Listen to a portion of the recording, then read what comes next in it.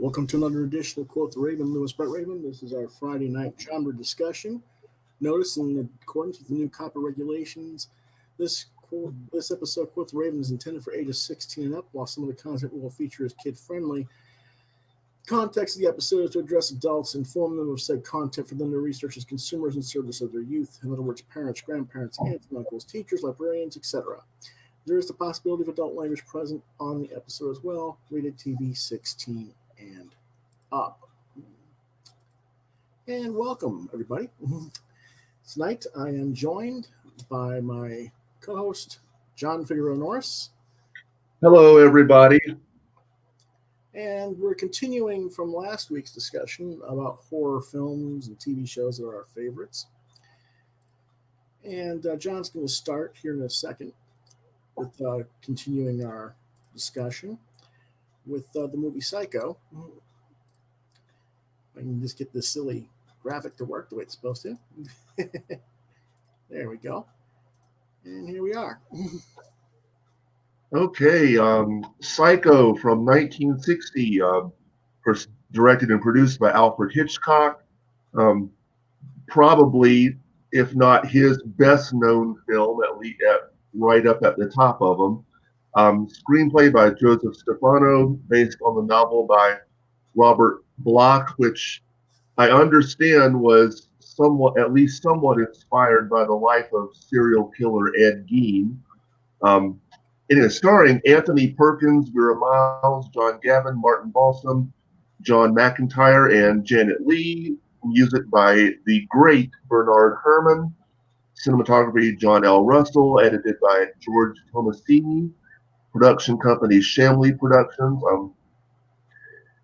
Distributed by Paramount Pictures, although it was filmed on the Universal backlot. Genre, psychological suspense horror, run length 1 hour and 49 minutes.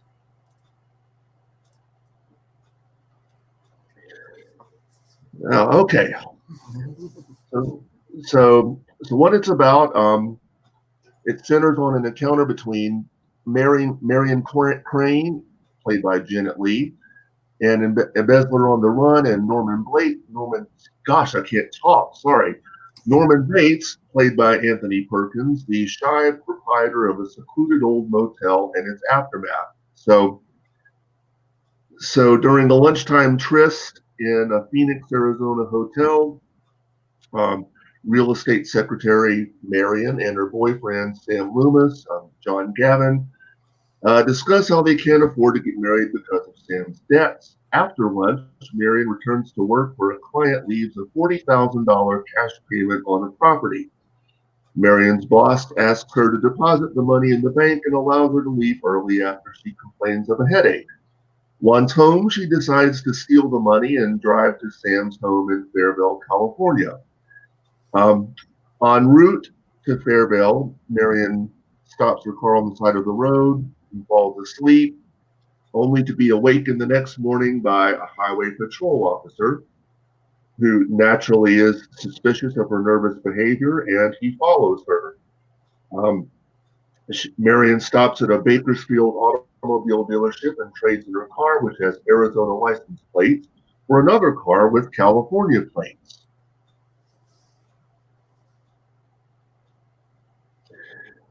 The officer eyes her suspiciously as she drives away. During a rainstorm, Marion stops for the night at the Bates Motel and hides the stolen money inside a newspaper. The proprietor, Norman Bates, invites her for dinner and after check-in, and she accepts his invitation, but overhears an argument between Norman and his mother about bringing a woman into their Gothic home, which sits perched above the motel. Instead, they eat in the motel parlor, where he tells her about his life with his mother, who is mentally ill, and forbids him to have a life apart from her. Moved by Norman's story, Marion decides to drive back to Phoenix in the morning to return the stolen money. While she showers, a shadowy figure stabs her to death in one of the most iconic scenes ever. After seeing blood, Norman panics and runs to Marion's room, where he discovers her body. He cleans up the crime scene, putting Marion's corpse and belongings, including unbeknownst to him, the stolen money into the trunk of her car and sinking into the swamps near the motel. A week later, Marion's sister Lila arrives in Fairvale and confronts Sam about Marion's whereabouts. Private investigator Milton Arbogast approaches them and confirms that Marion is wanted for theft. Arbogast sleuths local lodgings and discovered that Marion spent a night at the Bates Motel. He questions Norman, whose stammering and inconsistent answers arouse his suspicion. After refusing to allow Arbogast to speak with her, Norman carries his mother from her room and hides her in the fruit cellar. Arbogast updates Sam and Lila about his search for Marion and promises to phone again soon. When he enters the Bates home searching for Norman's mother, a shadowy figure stabs him to death. When Lila and Sam do not hear from Arbogast, Sam visits the motel. Sam sees a figure in the house who he assumes is Mrs. Bates, but she ignores him.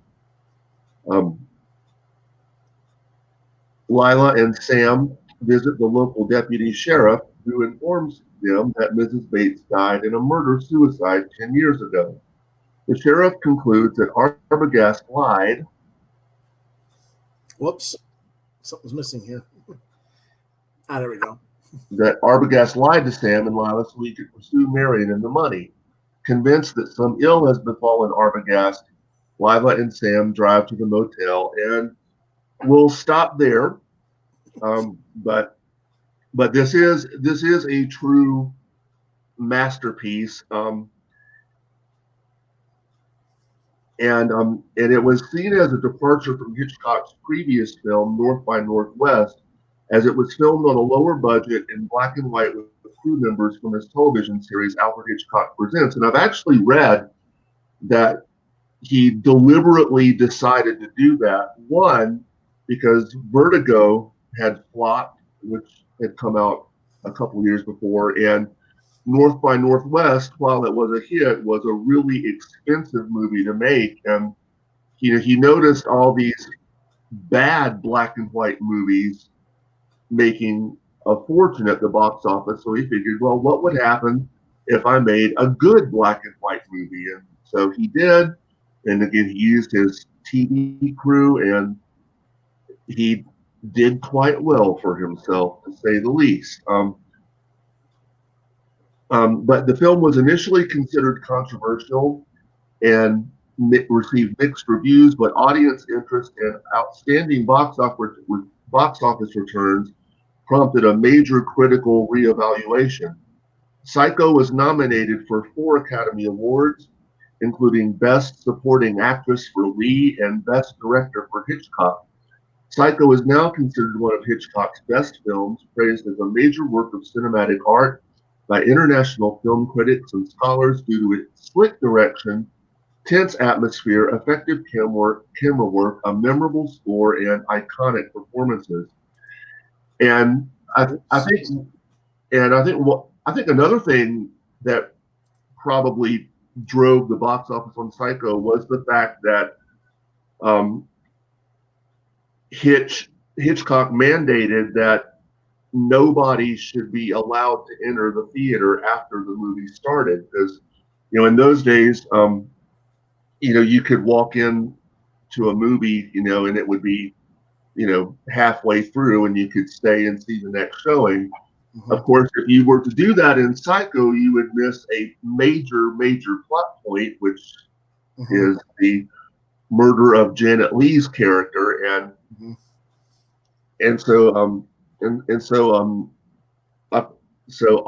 Like every theater that showed Psycho complied, and nobody was admitted once the movie started, which had to have helped the box office, or at least pique the interest level. Maybe.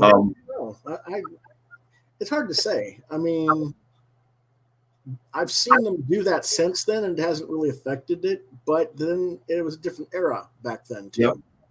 So, I was just telling you before we got on, Psycho is one of those movies I remember exactly where I was and who I was with when I saw it. So I'm a musician, and in 1992, summer of 92, I attended the South Carolina Governor's School for the Arts, which at the time was held on the campus of Furman University.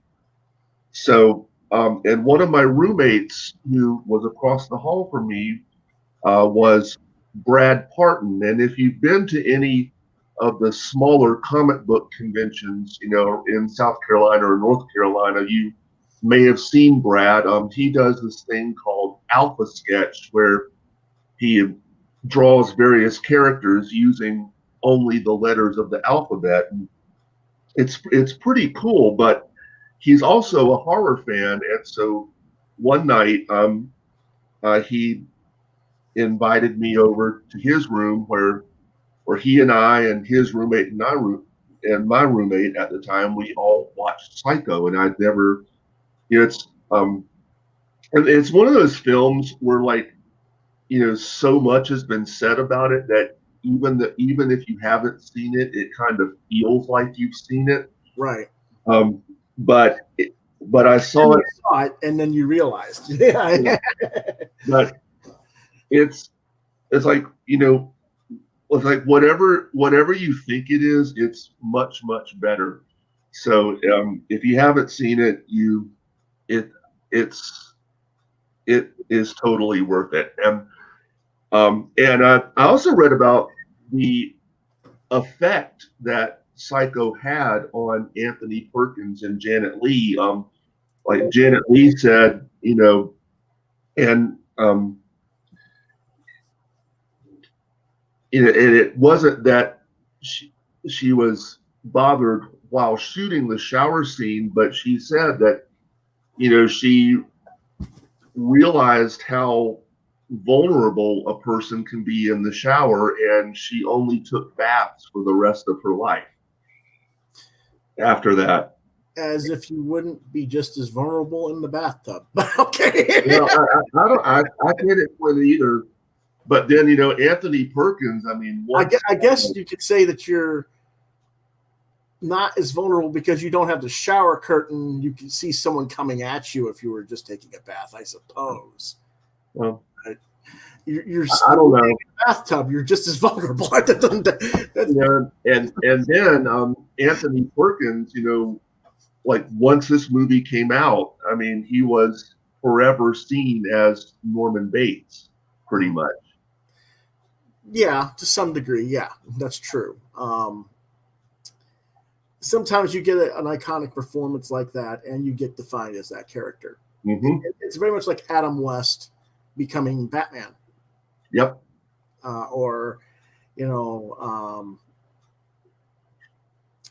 trying to think of another good example, but I mean, Stallone's pretty much known as either Rocky or Rambo, pretty much. I mean, he's done plenty of other movies, but those are it's one of those two characters that most people identify him as. So stuff like that. But yeah, not just that, but Psycho, there's been remakes of it. There's been the Bates Motel TV series on A&E that's been done. And most of that was done after Hitchcock's death, of course. Hitchcock would never have let them just, redo his stuff. Mm-hmm. But once he's gone, whatever. All right. But I think it's hard for me to remember because, like you say, it's the first 10 minutes and Janet Leigh's character is gone. Mm-hmm. And I'm thinking, was it really only 10 minutes? But yeah, it was. Because, as we were reading the plot here, it seemed like it was like 15 or 20 minutes before it got to that part. You know what I mean? Into the film in my mind. Yeah.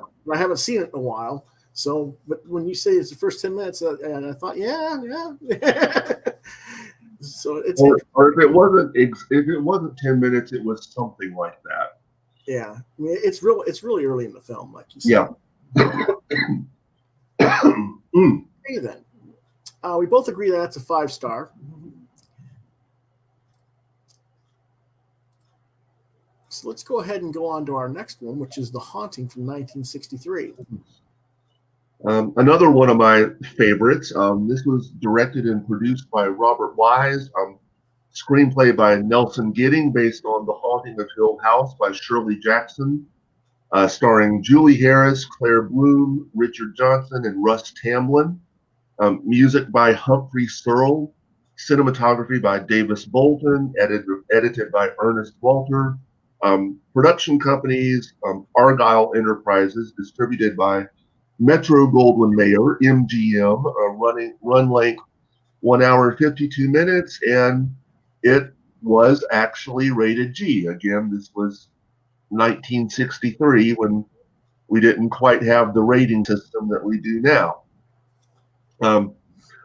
So Dr. John Markway narrates the history of the 90-year-old Hill House, which was constructed in Massachusetts by Hugh Crane as a home for his wife. She died when her carriage crashed against a tree as she approached the house for the first time. Crane remarried, but his second wife died in the house from a fall down the stairs. Crane's daughter, Abigail, lived in the house for the rest of her life, never moving out of the nursery. She died calling for her nurse companion. The companion inherited the house, but later hanged herself from a spiral staircase in the library. Hill House was eventually inherited by a Mrs. Sanderson, although it has stood empty for some time. Markway is doing research to prove the existence of ghosts and investigates Hill House. With him are the skeptical young Luke, who stands, played by Russ Tamblyn, who stands to inherit the house, the mysterious and clairvoyant Theodora, played by Claire Bloom, and the insecure Eleanor, Julie Harris, whose psychic abilities make her feel somehow attuned to whatever spirits inhabit the old mansion. As the investigation proceeds, it becomes obvious that they have gotten more than they bargained for as the ghostly presence, or presences, in the house manifest in horrific and deadly ways. Will they survive the threat, or will the house claim their lives as it seemingly has so many in the past? Dun, dun, dun. The film was not a major hit at its time. It didn't even make the cost of production back at the box office, but partly because it's an adaptation of the classic horror story by Shirley Jackson, and partly because of the film's early usage of a 30mm anamorphic wide-angle lens from Panavision camera that was not technically ready for use and caused distortions. That's supposed to be a comma, not a period. Wise had to sign off about the fact that the lens was not completely ready in order for him to use it, and it led to him and cinematographer Davis Bolton planning sequences that kept the camera moving, utilizing low-angle takes and incorporating unusual pans and tracking shots that were not commonplace for the era and gives the film some of its unusual charm. And Wise even said he actually didn't mind the distortion because it's a story about a haunted house, and the distortion just added further to the creepiness factor. It has become a beloved classic horror film of the era. And Robert Wise, like you may not know the name, but you have most definitely seen some of his movies. He was one of those journeyman directors that really did do pretty much every kind of genre. He did big budget musicals, West Side Story, The Sound of Music. He did sci-fi with The Day the Earth Stood Still, The Andromeda Strain, and Star Trek: The Motion Picture. He did drama with The Sand Pebbles and I Want to Live. So he really was a jack of all trades. And sometimes it's easy to forget that he actually started his directorial career doing films for producer Val Lewton. And Val Lewton was the producer of films like the original Cat People and I Walked with a Zombie, low budget but extremely effective horror films. And if you've seen those films, Val Lewton had a kind of less is more approach in that, what you don't see is scarier than what you do see, because you have to use fill it with mind. Yeah. And so Robert Wise started his directing career before Val Lewton. He did part of Curse of the Cat People, and he did The Body Snatcher with Boris Karloff. And so here, like, The Haunting to me is like that. Less is more, just taken to the next level, because you don't. I mean, you don't see any. There's no gore like whatsoever. No. There's no dead bodies or creatures or anything that. And there's really like only one like scare that like actually made me jump out of my seat. But what this film really does is it just establishes a creepy atmosphere like from frame one, and it does not let up for a second. There's also the way they did certain camera angles and the way they did some of the I'm trying to think of what it was, the way they set up the ceilings and the walls were done a certain way that made everything seem even more claustrophobic than it actually was. And then when you have the weird camera that wasn't quite ready, that was heightened and intensified. It's one of those films, even though it was shot, widescreen, which you would think would open a film up, but it doesn't. The widescreen only. I mean, the house is filled with so much decor and just objects, and so even in widescreen, it doesn't feel opened up at all, because there's so much stuff. Like there's so much stuff that you're constantly seeing it all, and again, the done in the cinematography, which this film was remade later in the 90s with Liam Neeson and Catherine Zeta-Jones. Yeah, and it is a complete disaster in the remake, because that's completely missing from the film, and they tried to make it more like a weird character study, and as opposed to the atmospherics of the house itself. And I've seen the film both in the widescreen ratio and the pan and scan ratio, and this film absolutely screams to be seen in the widescreen, because you get the full effect of the set decoration and the odd camera angles, and really great use of sound effects too. Yeah. Which you hear like loud bangings on the wall, or unintelligible voices that you don't know where they're coming from, and the fact that it's in black and white, and just like the shadows, like the contrast between the light and the dark areas, like there's like one scene I'll never. It's not relying on special effects as exactly. There's like one scene like I will never forget is Julie Harris's character is in her bedroom, and she hears the unintelligible voices, and you see you get a shot of the wallpaper on a wall, and it's wallpaper, but then it's like you see the shadow, and it looks like a face, and it just and whereas today, if they did that shot, it would just be a CGI extended, and it would be like, okay, nice CGI, who cares? That's what I'm saying. They didn't have those effects, so they had to do something that made it more atmospherically.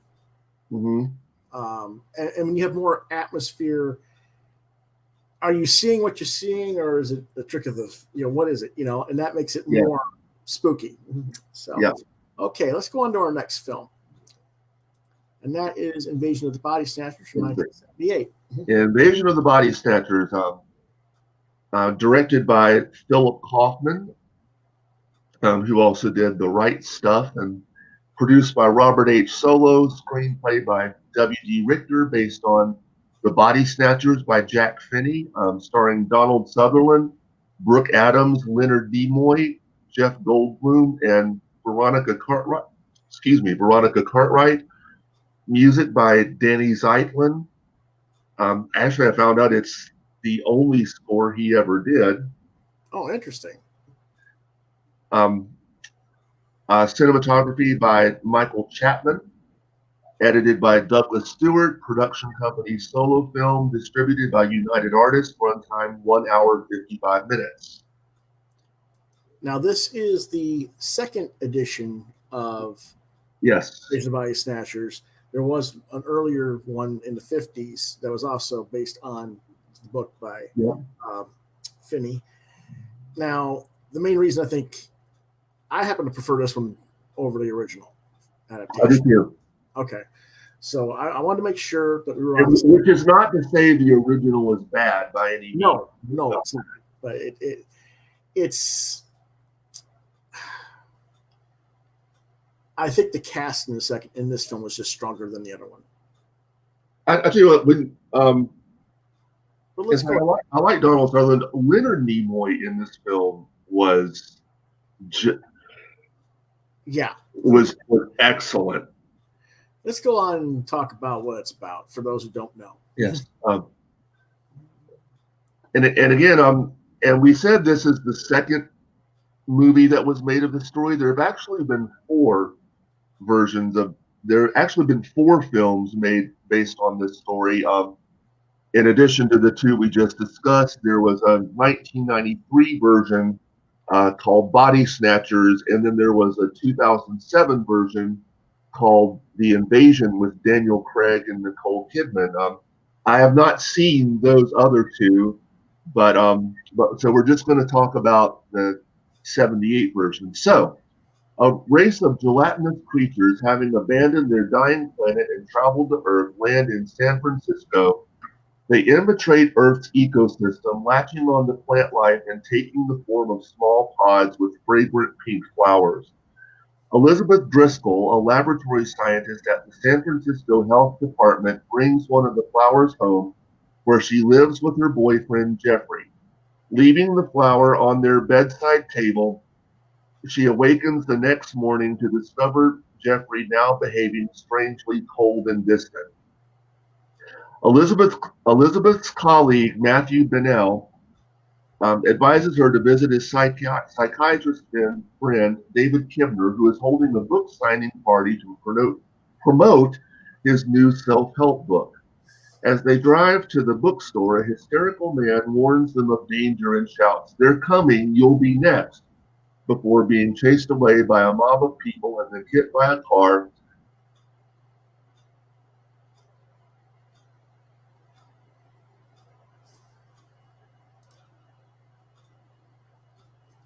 Looks like he froze up somehow. But he theorizes that Elizabeth is simply using the belief that Jeffrey is behaving differently as an excuse to end their relationship. Despite other people complaining of similar scenarios, she takes his advice. Meanwhile, Matthew's friend Jack Belichick calls Matthew to investigate when a grotesque body covered in fibers which resembles Jack is found in his wife Nancy's mud baths. Sensing danger with these odd occurrences, Matthew goes to Elizabeth to warn her. After breaking into her house, he finds Elizabeth in a deep sleep, but also discovers a semi-formed duplicate of her in the bedroom. Suspecting Jeffrey's involvement, Matthew takes Elizabeth home with him, but when he returns later with the police, the duplicate body is gone. The following night, Matthew and his friends are nearly duplicated as they sleep by 4 pods in Matthew's garden. The pods duplicate any humans while they are sleeping in the immediate vicinity, copying not just their physical characteristics, but their memories too. Once the duplication is complete, the original human dies and disintegrates, and the alien pod person takes their place. Matthew calls the police, but realizes that the department has been infiltrated. They've also begun tracking him through the phone lines, alerting others to the group's location. Matthew destroys his own semi-formed duplicate before escaping with the others, pursued by the aliens who emit a shrill scream when they discover a human being among them, drawing other aliens nearby. Cornered at a dead-end road, Jack and Nancy break away and create a distraction, allowing Matthew and Elizabeth to hide and eventually escape back into the city. There, the pair takes refuge in the health department, where they each ingest a large dose of speed, keeping them awake for several more hours. Again tracked through the phone lines, they are soon captured by Jack and Kibner, who have been duplicated. Matthew and Elizabeth are both injected with sedatives whilst being informed of the aliens' intentions for survivability, though their previous dose of speed enables them to escape and kill Jack's duplicate while locking Kibner in a refrigerated room. Yeah.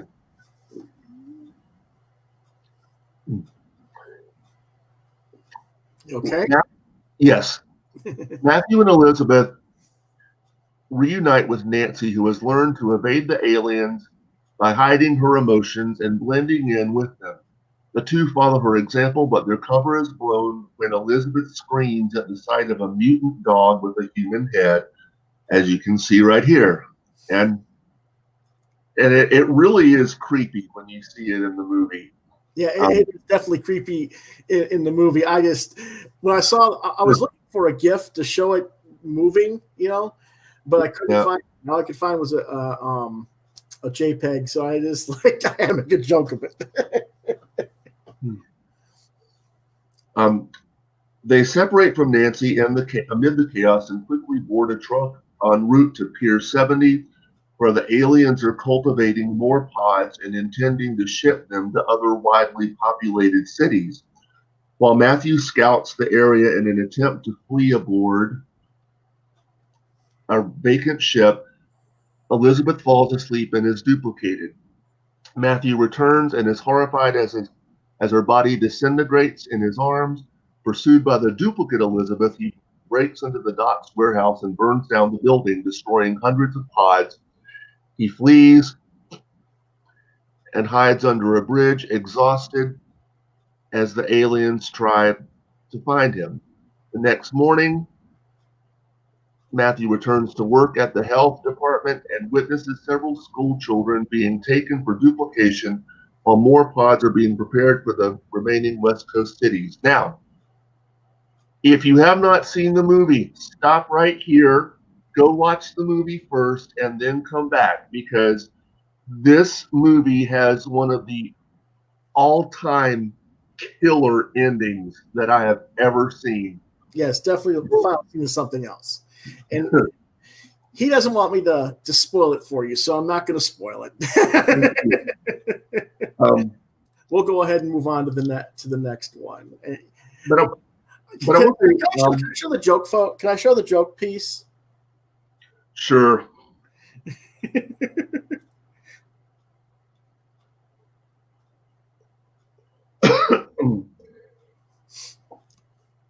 and you know what? Something occurred to me. So, like we said before, both the original version and this version, they're universal in that there's always a fear of losing your identity and not being able to be an individual.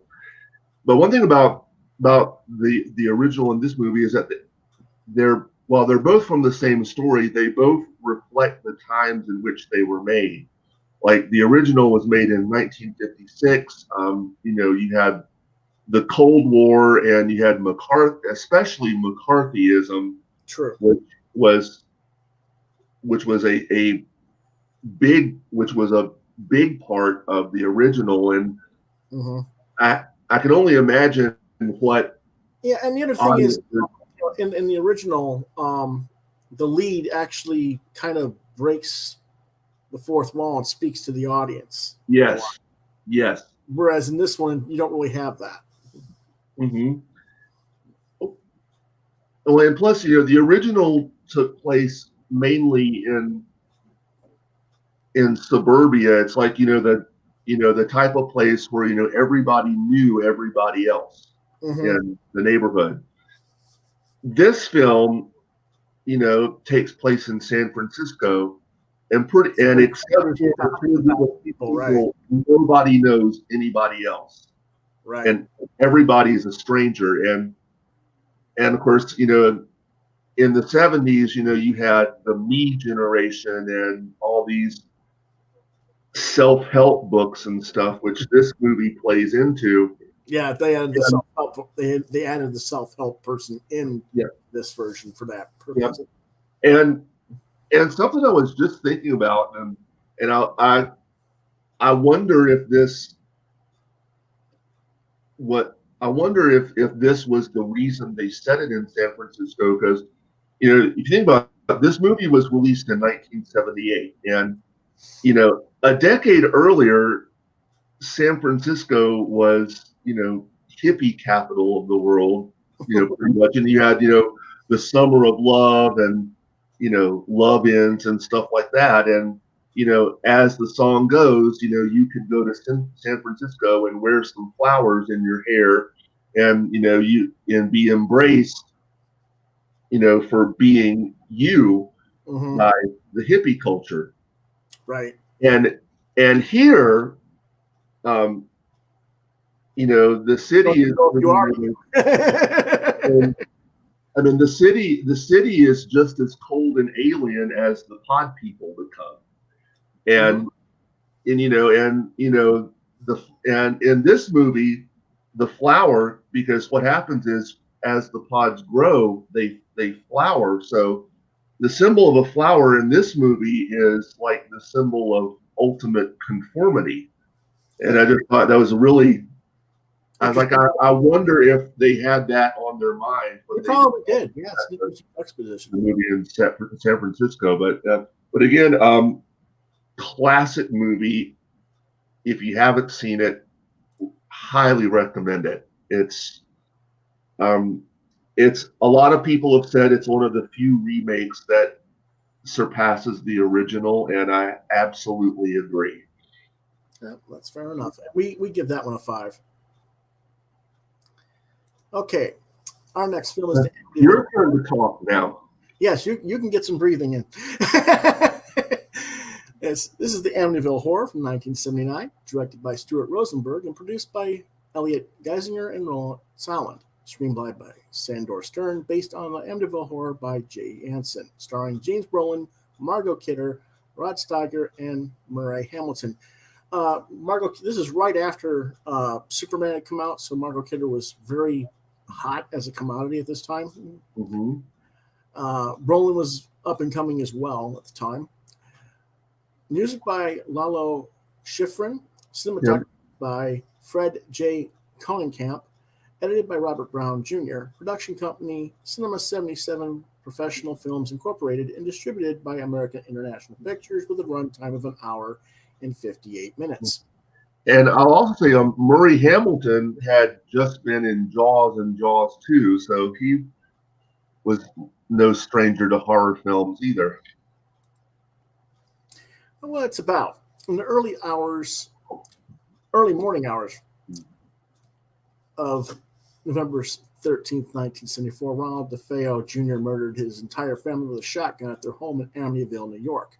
1 year later, George and Kathy Lutz, played by Brolin and Kidder, a young married couple, move on to the property. George appears not to be of strong faith, but Kathy is a Catholic in name at least. She has 3 children from her prior marriage, Greg, Matt, and Amy. The couple turn to Father Delaney to quickly bless the home, but Delaney encounters troubles in trying to bless the home, including a room full of flies, out of season, violent stomach sickness, and later blisters on his palm when trying to make a phone call to Kathy at their home. The experience eventually stops when a door is opened, then a voice whispers, "Get out!" He rushes out of the house when the voice yells at him, and he decides to continue helping the Lutz family. Delaney is later involved in a car accident resulting from mysterious malfunctions and becomes frustrated at the lack of support from the superiors at the diocese, and he ultimately appears to lose faith and becomes blind, having a breakdown. A mental breakdown, that is. Kathy's aunt, a nun, then comes by the house one afternoon but becomes violently ill.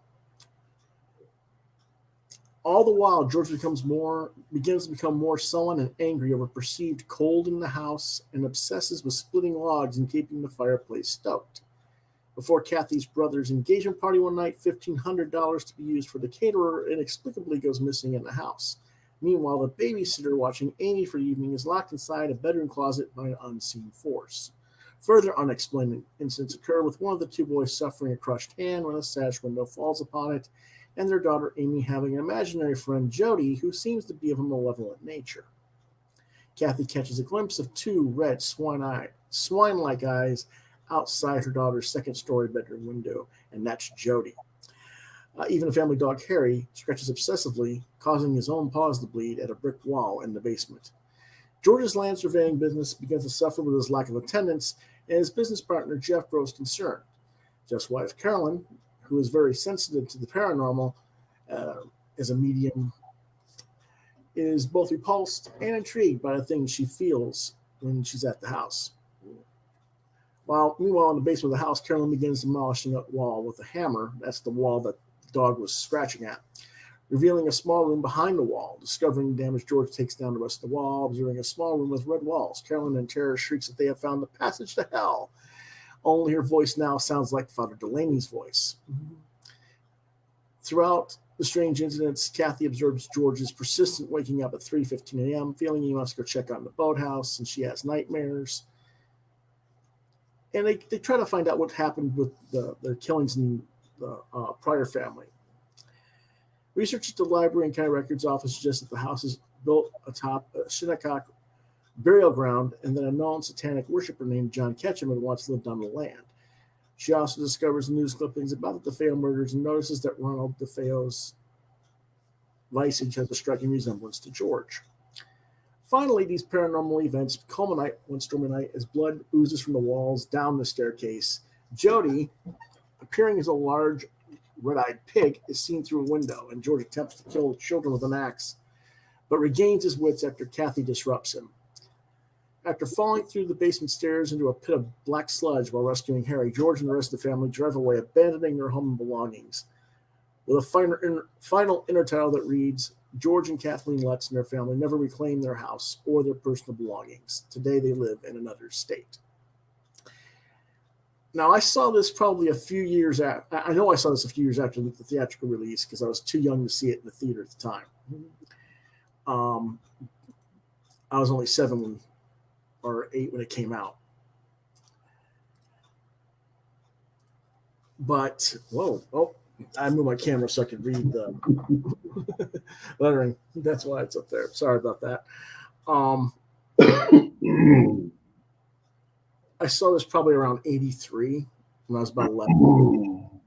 So it had been out for a few years, and I'd heard about it, and I had read the book before I saw the movie, and it was very interesting because there's elements to the book, and it's supposed to be based on real life things, and how much is it based on real life and how much isn't, and stuff like that was stuff that made me kind of not just a classic haunted house horror film, but something that stayed with me over the years. Have you seen this one, John? No, I haven't. Okay. Not all of it. I've seen parts of it. Okay. I think that Brolin's performance is something that really carries through the whole film with his changes in personality and in the more darker and more obsessed and possessed by the house he becomes. There's also some excellent scenes when Margot Kidder goes to her daughter's room. Kathy goes into her daughter's room, Amy's room, and she goes to And Amy says, "Well, you scared Jody away." And she thinks Jody's her invisible play friend in a chair sitting across from her. And goes, "No, she went out the window. Jody went out the window." And so she goes to look out the window, and that's when she sees these two glowing eyes in the dark. Glowing red eyes. It's like, and they did a nice play of that. Other things like that. So I enjoyed that film. And I give it 5 stars. John hasn't seen it, so he can't say. So we'll move on to the next one. And that is Creepshow from 1982, directed by George A. Romero, produced by Richard P. Rubenstein, screenplay by Stephen King, starring Hal Holbrook, Adrienne Barbeau, Fritz Weaver, Leslie Nielsen, Carrie Nye, E.G. Marshall, and Vivica Lindfors, among others. There are other people in this, and I'll get into that. The music is by John Harrison, cinematography by Michael Gornick, edited by Pasquale Buba, Paul Hirsch, George A. Romero, and Michael Spolin. Production company United Film Distribution Company and Laurel Show Incorporated, and distributed by Warner Brothers with a runtime of 2 hours. And what it's about is this is Stephen King and George A. Romero's love letter to the classic EC comic style of storytelling. And the film consists of 5 short stories with an interweaving narrative in between them. The short stories are Father's Day, The Lonesome Death of Jordy Verrill, based on the Stephen King short story Weeds, Something to Tide You Over, The Crate, Hang Up on You.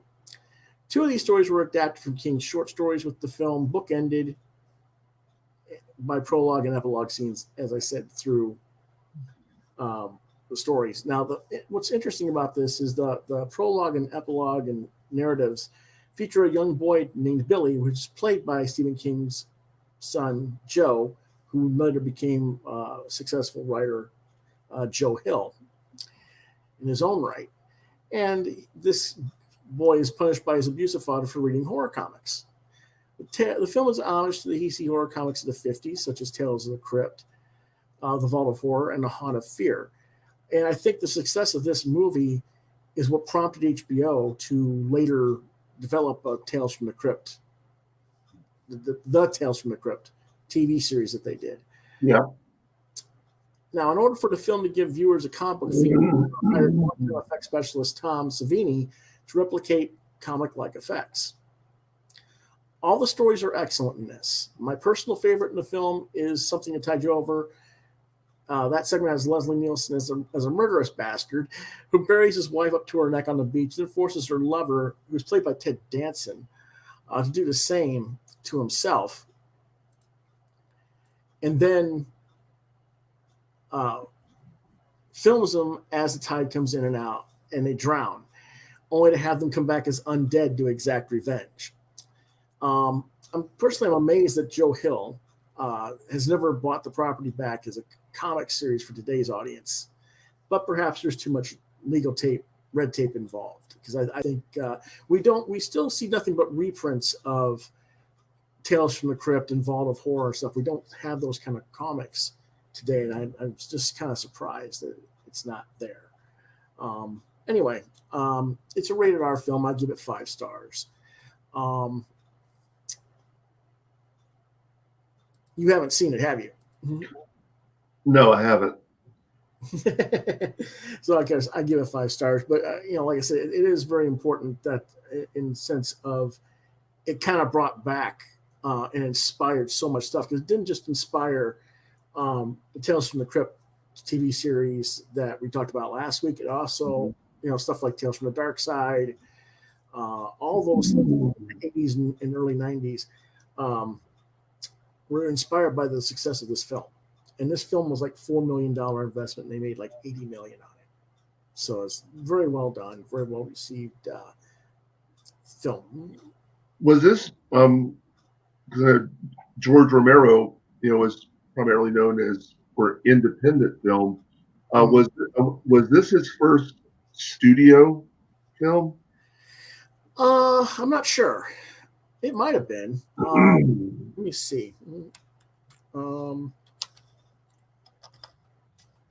I'm pretty sure he did one before this, actually, but let's see.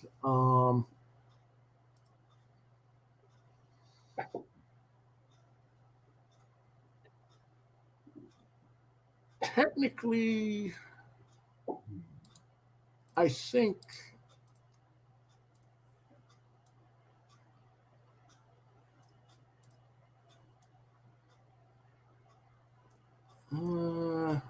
you're saying the first one that was distributed by a major distributor, right? Right. That might be true then, because he had some other ones that were before. But no, actually, Night Riders right before it was from United Artists a year earlier. Okay. So, but United Artists was a big what was considered a major movie film distributor at that time. So it wasn't as big as Warner Brothers. Who also distributed Invasion of the Body Snatchers. So there you go. Yep. So yeah, but yeah, I really do like that film. Let's go on to our next one, and that is Poltergeist. Poltergeist. Directed by Toby Hooper, produced by Frank Marshall and Steven Spielberg, screenplay by Steven Spielberg, Michael Grace, and Mark Victor, story by Steven Spielberg, starring JoBeth Williams, Craig T. Nelson, and Beatrice Straight, among others. Music by Jerry Goldsmith, cinematography by Matthew F. Leonetti, edited by Michael Kahn, production company MGM, SLM Production, Entertainment, and Spielberg's Amblin Productions. Distributed by MGM, United Artists, entertainment company, with a runtime of 1 hour and 54 minutes.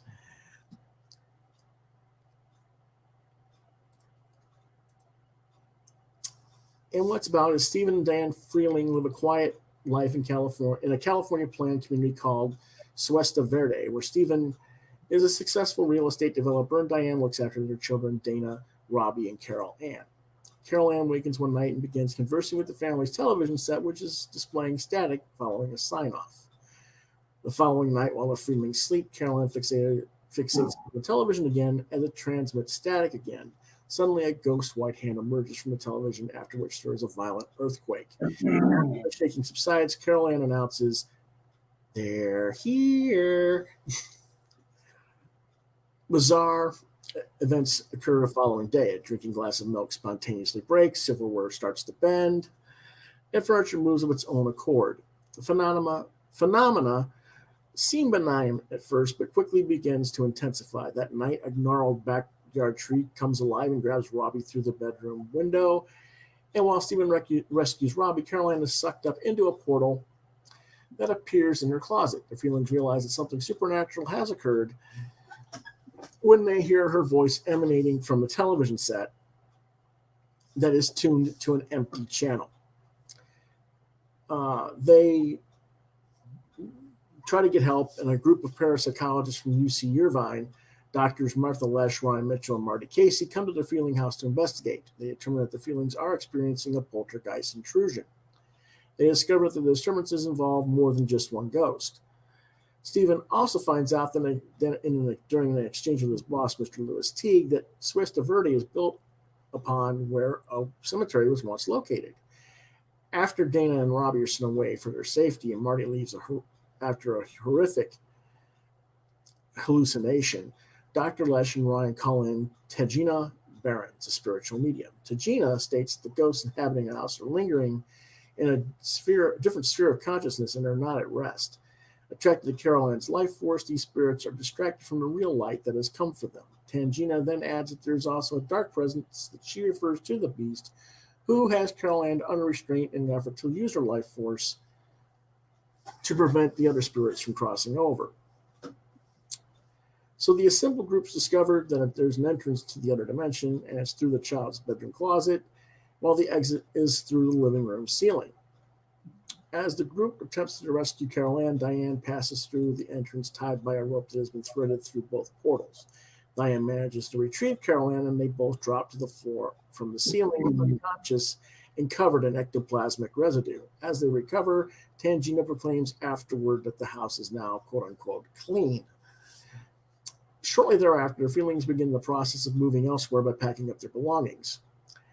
During their last night in the house, Stephen leaves for the office in order to quit his job, and Dana goes on a date, leaving Diane, the mother, Robbie, and Carol Ann alone in the house. The malevolent beast then ambushes Diane and the children, aiming for a second kidnapping by attempting to restrain Robbie and Diane. And this is like one of the better. This climactic sequence is something else. Robbie is attacked by a clown doll in his bedroom, and Diane is attacked by an unseen force that moves her up the wall and over the ceiling in her room. The unseen force drives Diane out into the backyard, dragging her into the swimming pool. And this scene of her being forced at the wall, this is JoBeth Williams' character, being forced up the wall and into the backyard swimming pool, has stuck in my mind as like this, crazy scene in my mind. It's like there were some things that were a little bit too. We'll get it in a moment. But anyway, skeletal corpses surround her. She tries to escape the pool, but she manages to climb out of the pool and make her way back into the house. She rescues the children, and they eventually escape to the outside, only to discover coffins and rotting corpses are erupting out of the ground in their yard and throughout the neighborhood. As Stephen and Dana return home to the mayhem, the former Stephen confronts his boss after realizing that rather than relocating the cemetery for a development for Celeste Verde, all Mr. T did was merely have the headstones removed and left all the bodies behind. Bad idea. Yeah. The feelings, well, I'm going to talk about that in a moment, but the Feelings flee Celeste Verde in their station wagon while the house implodes into the portal to the astonishment of onlookers and a sobbing Mr. Teague. The family checks into a Holiday Inn for the night, and Stephen rolls the television outside into the walkway, cut scene, and we're done. Now, there are a few things about that ending. First, let's talk about the climactic sequence where Diane's getting tossed around her bedroom. That scene originally was kind of weird because I was like, they went a little bit too far with the sexy for younger viewers, I think. I would have preferred seeing JoBeth in something other than a t-shirt and panties, in that respect. But then, okay. But then I can see why they did that, because if they're going to drag her into the pool, you don't want her like in a nightgown or that's going to be sheer through, or you don't want her in pajamas that are going to be more problematic for her to get out of the pool with. So it makes sense in context of what's going on. Mm-hmm. Now, the thing that bothered me was this whole thing about Teague just removing the headstones and leaving the bodies there. When you build homes, you have to dig a foundation, and it's usually deeper than what a grave is. So they would have had to have removed the bodies. Now, the thing is, just because you remove a body doesn't mean that you remove the spirits. You could have desecrated the bodies, desecrated a lot of things, and the spirits still remain there and very angry. But just to say he left them there, that was a little bit of a, I didn't quite buy into that one. In retrospect, but overall, this is 82. Some of the special effects were amazing. Yeah. And they still hold up, I think. Here we are 40 years later, just about, and they definitely still hold up. And not only do they hold up, they are influential in other films like Videodrome, and a lot of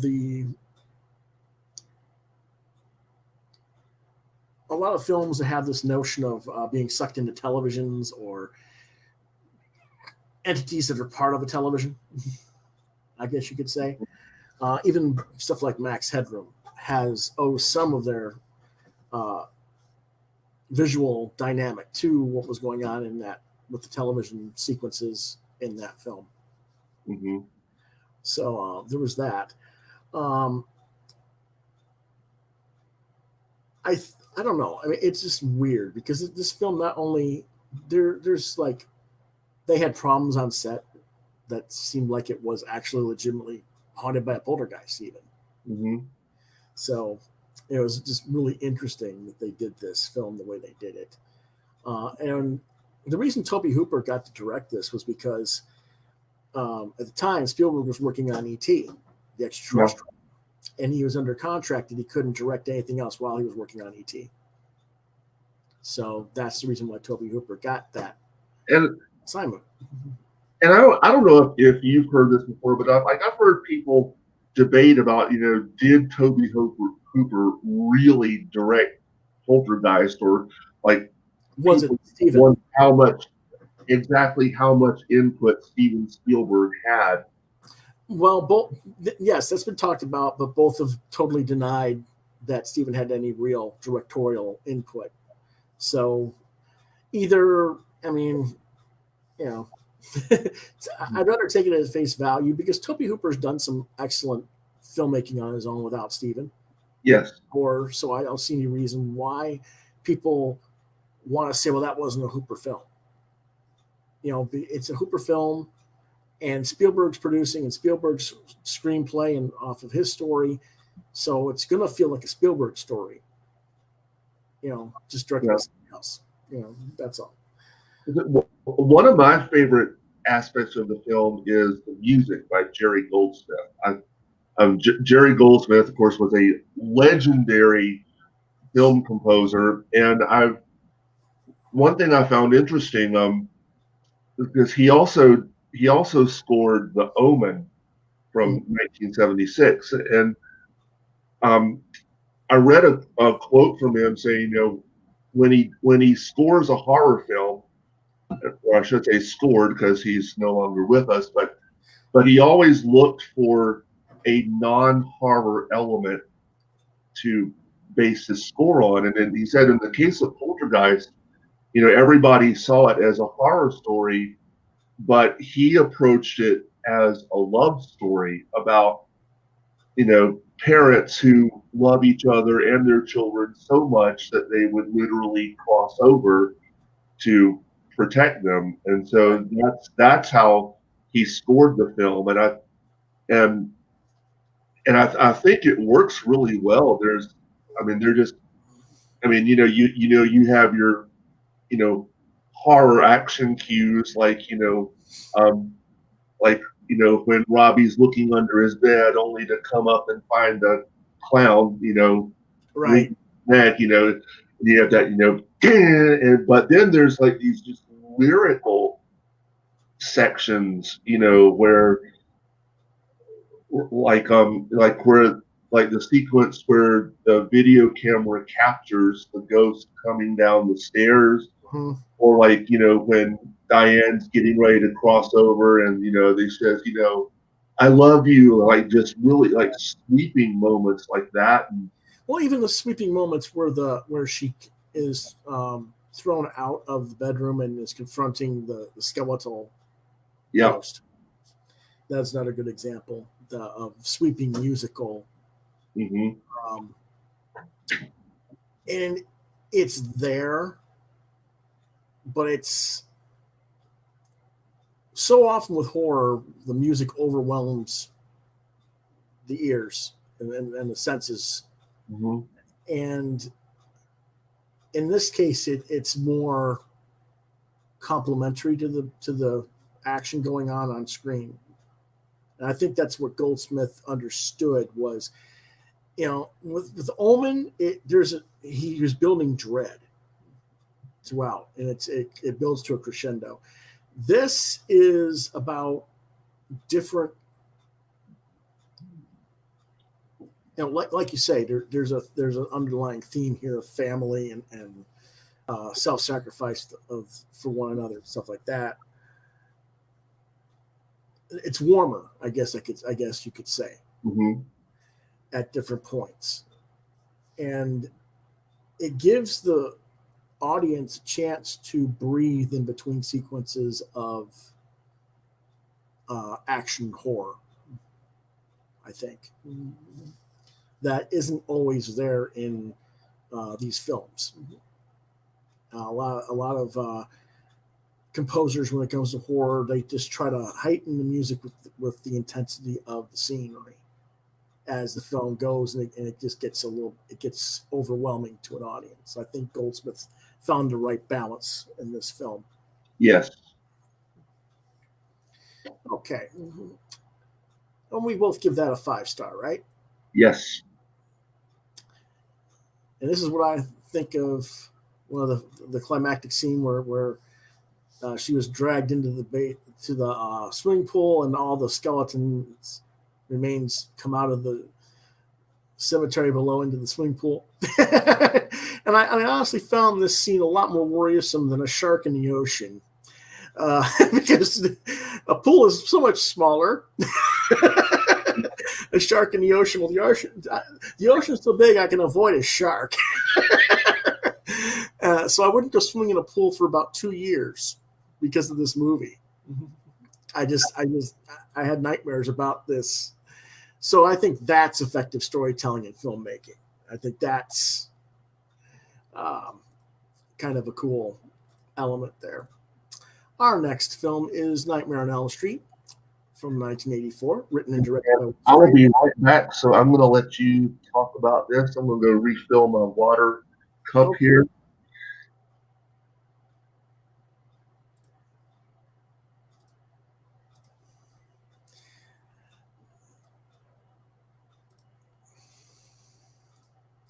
All right. Written and directed by Wes Craven, produced by Robert Shea, starring Heather Langenkamp, Robert Englund, John Saxon, Ronnie Blakely, Amanda Wise, Nick Corey, and Johnny Depp. Music by Charles Bernstein, cinematography by Jacques Heitken, edited by Patrick McMahon and Rick Shane. Production companies were New Line Cinema, Media Home Entertainment, and Smart Egg Pictures. Distributed by New Line Cinema with an runtime of 1 hour and 31 minutes. The reason this was done by Media Home Entertainment was because this was not necessarily going to be a theatrical release. They were pushing it, and it almost went direct to video. A lot of people don't know that. What it's about. In March of 1981, that is, Tina Gray awakens from a nightmare wherein she's attacked by a disfigured man wearing a blade-fixed glove in her boiler room. Her mother points out 4 mysterious slashes on her nightgown. The following morning, Tina is consoled by her best friend Nancy Thompson, played by Langenkamp, and her boyfriend Glenn Lance, played by Johnny Depp. The two stay at Tina's house, and Tina's mother goes out of town, but her sleepover is interrupted by Tina's boyfriend, Rod Lane. When Tina falls asleep, she dreams of being chased by the disfigured man. Rod is awoken by Tina's thrasher and sees her dragged and fatally slashed by an unseen force, forcing him to flee as Nancy and Glenn awaken to find Tina bloodied and dead. The next day, Rod is arrested by Nancy's father, Sheriff Don Thompson, despite his pleas of innocence. At school, Nancy falls asleep in class and dreams that the man who calls himself Freddy chases her into the boiler room where she is cornered, and she is then desperately to get away from him. She burns her arm on a pipe. The burn startles her awake in the class, and she notices a burn mark on her arm. Nancy goes to Rod at the police station. That's Tina's boyfriend at the police station, who tells her details of what happened to Tina and his own recent nightmares. This makes Nancy believe that Freddy is responsible for Tina's death. At home, Nancy falls asleep in the bathtub and is nearly drowned by Freddy. Nancy then depends on caffeine to stay awake and invites Glenn to watch over her as she sleeps. In her dream, Nancy sees Freddy prepare to kill Rod in his cell, but then he turns his attention towards her. Nancy runs away and wakes up when her alarm clock goes off. Freddy kills Rod in turn by wrapping bed sheets around his neck like a noose. Nancy and Glenn try to get to Rod in time, but they find him hanging in his cell. At Rod's funeral, Nancy's parents become worried that when she describes her dreams about Freddy. Her mother, Marge, takes her to a sleep disorder clinic where, in a dream, Nancy grabs Freddy's fedora with the name Fred Krueger written in it and pulls it from the dream world into reality. Upon barricading the house, Marge reveals to Nancy that Krueger was an insane child murderer who was released on a technicality and then burned alive by parents living on their street seeking vigilante justice. Nancy realizes that Krueger, who is now a vengeful ghost, desires revenge and to satiate his psychopathic needs. Nancy tries to call Glenn to warn him, but his father prevents her from speaking to him, and Glenn falls asleep and is killed by Krueger. Now alone, Nancy puts Marge to sleep and asks Don, her father, who is across the street investigating Glenn's death, to break into the house in 20 minutes. Nancy rigs booby traps around the house and grabs Krueger out of the dream and into the real world. The booby traps affect Krueger enough that Nancy is able to light him on fire and lock him in the basement. Nancy rushes to the door for help. The police arrive to find that Krueger has escaped from the basement. Nancy and Don go upstairs to find a burning Krueger smothering Marge in her bedroom. Don puts out the fire, and Krueger and Marge vanish into the bed. When Don leaves the room, not understanding what's going on, Krueger rises from the bed behind Nancy. Nancy realizes that Krueger is powered by his victim's fear, and so she calmly turns her back to him, and Krueger evaporates when he attempts to lunge at her. Next thing you know, Nancy steps outside into a bright yet foggy morning where all of her friends and her mother are still alive. Nancy gets into Glenn's convertible to go to school when the top of the convertible suddenly comes down and locks them in the car as it drives uncontrollably down the street. There are three girls in white dresses playing jump rope, and they're heard chanting Krueger's nursery rhyme as Marge is grabbed by Krueger through the front door window and pulled through the window of the door. And that's how this movie ends. Craven created not only a cult classic movie here, but an iconic movie villain in Freddy Krueger, who is one of the most popular horror characters in film history.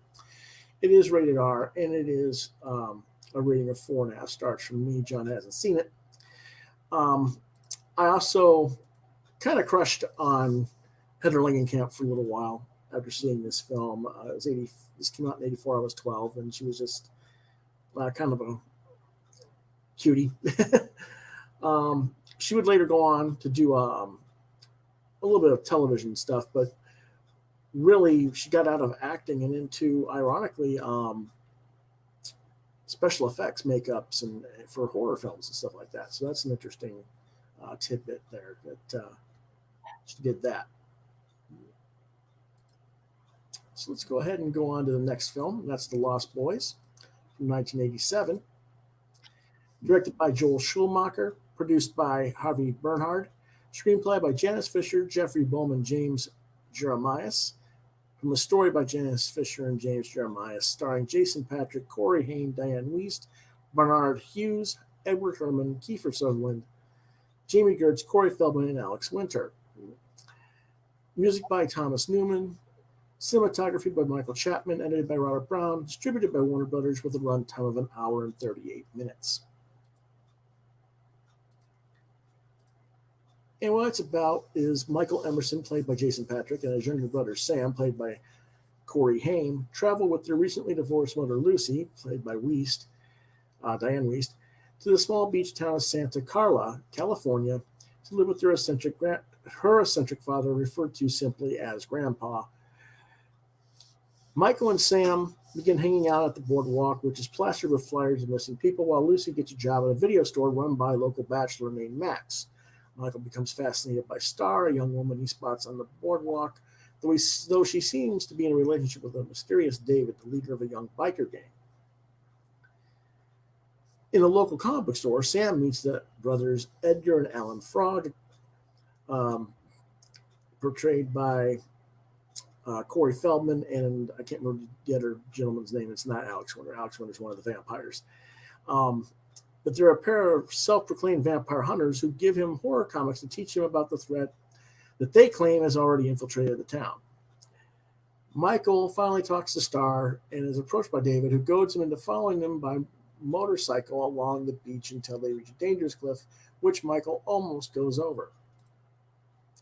At the gang's hideout, a sunken luxury hotel beneath the cliff, David initiates Michael into the group. Star warns Michael not to drink from an offered bottle, telling him it is blood, but Michael ignores her advice.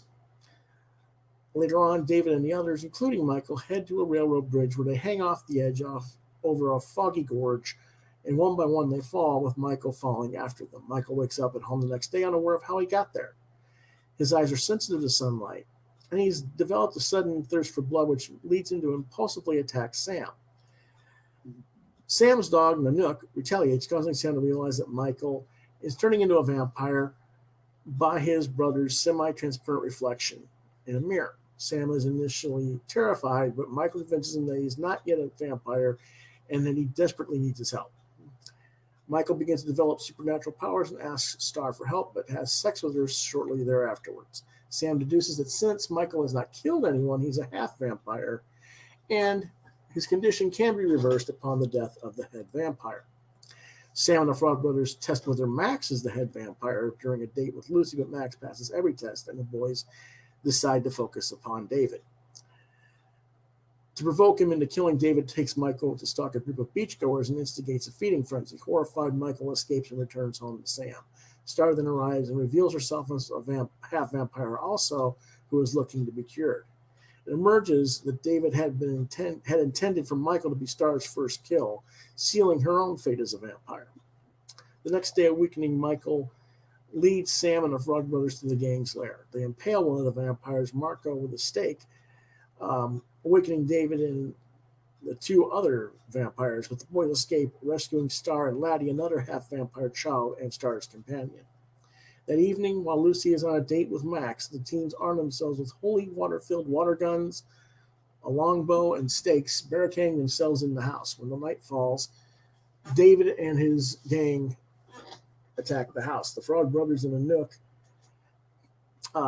kill Paul by pushing him into the bathtub filled with garlic and holy water, dissolving him to the bone. Sam is attacked by Dwayne, another vampire, before he shoots an arrow through his heart and into the stereo behind him, electrocuting him and causing parts of his body to explode. Michael was then attacked by stereo. That was my favorite line in the whole movie.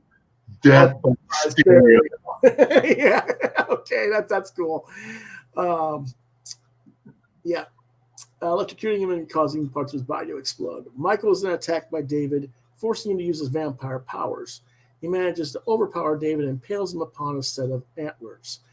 However, Michael, Star, and Laddie do not transform back to normal humans as they had hoped. Lucy then returns home with Max, who is revealed to be the head vampire, and he informs the boys that to invite a vampire into one's house renders one powerless over said vampire, leaving them unable to exploit any of the weaknesses that the vampire had while there, explaining why their earlier assumption had appeared to be incorrect. Max reveals he had instructed David to turn Sam and Michael into vampires so that Lucy could not refuse to be transformed herself, as his objective had been to get Lucy to be a mother for his lost boys. As Max pulls Lucy to him, preparing to transform her, he is killed when Grandpa crashes his Jeep through the wall of the house and impales Max on a wooden fence post, causing him to explode. Then Michael, Star, and Laddie return to normal. Amongst the carnage and debris, Grandpa casually retrieves a drink from the refrigerator and declares, "Yeah, one thing about living in Santa Clara I never could stomach. All the damn vampires." Rated R, rating 4.5 stars from me. What do you think of it? It is such a fun movie. Probably 4 or 5. Really, 4. 4.5, I would give it. Yeah. One of the things I really enjoyed about it was the comic book element. With the Frog Brothers owning a comic book store, but they're also vampire hunters, and it's like, I don't know if any of the comics that are in that, the vampire comics that they gave them to read actually exist as real comics or not. I never thought about that. We should probably find out about that. But just that whole scene of the comic book store and everything kind of drew me into that, because I was just starting to get into comics collecting and stuff. And it was just interesting for that point of the element. Keith Sutherland was amazing in this film. Oh, Yes. I think Between this and Stand By Me, he makes a really great bad tough guy. Yeah. I was not really sold on Jason Patrick as Michael. I mean, he was okay, but his performance was so overshadowed by Kiefer and by Feldman and by Haim that he was just kind of like almost like an afterthought character in a way. And even though in a way he's not, he's obviously integral to the storyline. It's just, it was almost like he was playing it straight while everybody else is playing it over the top. Does that make sense? Yes. Okay. But it's interesting that they come up with some of these things. I actually have the soundtrack. This is one of the few movies I have a soundtrack to. I don't, but yeah.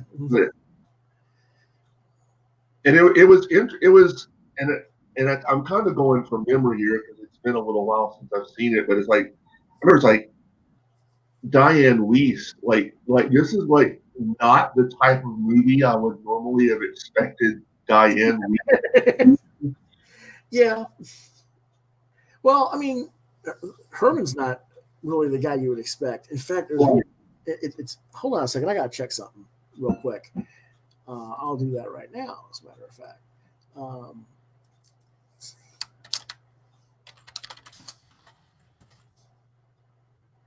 But I think, like you said, Herman not being the guy you would expect, I think that worked to the film's advantage. Yeah. Here's the thing. It's a shame, the guy we just watched Swamp Thing last week and talked about Swamp Thing. Yeah. The guy who plays the Floronic Man, at the end, the doctor. It's not Edward Herman, but I was like, that was a role for Edward Herman. Yeah, I can see that. Because Edward Herman's passed on since he passed away in 2014. And I was just like, I knew it wasn't him, but I was like, I could see that guy. If they did a remake of Lost Boys, I could see the guy who played the Floronic Man in Swamp Thing to do Max. Now if they were going to remake it, but it's interesting though. What's really weird though, I mean, Jason Patrick did not have much of a career after this film. He did a few other roles, but this is pretty much his top billing. Mm-hmm. Jamie Gertz didn't have that much of a career either. Alex Winter, best pretty much known for being Keanu Reeves' buddy and but okay, he at least he had one other role, and this wasn't a role that he was that big in. He was more like he was just one of David's buddies in the biker gang there. But Kiefer, I mean, this was his breakout role to start with, I think. And well, he had done Stand By Me, I think the year before this came out. Yeah, well, Stand By Me is, let me see. Yeah, it is the year before. But the thing with Stand By Me is it really his breakout role, or is that more of River Phoenix's breakout role? I'd say more of River Phoenix's breakout role. Yeah, that's either River Phoenix. Well, yeah, it has to be River because Will Wheaton didn't. His breakout role is Wesley Crusher. Yeah, whether he likes it or not. Corey Feldman, I would say Corey actually had a more of a breakout role in Lost Boys as well. Yeah. Jerry O'Connell was just the fat kid in Stand By Me. No offense to Jerry. He, of course, did. I'd say Jerry, but I think Jerry O'Connell and Kiefer had the two best careers of all of them overall. because O'Connell's gone on to do a lot of stuff, over the years. So that's interesting, though. Let's see what else we've got today. We got another Keith Sutherland movie is what we got. Flatliners, 1990. And another movie directed by Joel Schumacher. Yes. Produced by Michael Douglas. And yes, that Michael Douglas. Not Senior, Junior. And Rick Bieber. Written by Peter Filardi. Starring Keith Sutherland, Julia Roberts, William Baldwin, Oliver Platt, and Kevin Bacon. Music by James Newton Howard. Cinematography by Jan DeBont. Edited by Robert Brown. Production company Stonebridge Entertainment, and distributed by Columbia Pictures with a runtime of 1 hour and 54 minutes. What it's about is a group of young medical students partake in dark experiments trying to discover what happens after death, each of them taking turns being killed and being brought back and experiencing their own horrific nightmare events brought upon them by their worst experiences in their lives. Due to the number of films we're covering, we're not going to go into much further detail than that. I'm not going to go into each one's experiences. It's a cult classic movie. It was also the last movie I saw in the theater with my then girlfriend Alexandra, who would be killed by a drunk driver in December, and this came out in August of 90. So the film kind of has a sort of a connection to my personal history, because it was a film that she really enjoyed as well. The cast was stellar in this movie, but the story itself is a bit convoluted.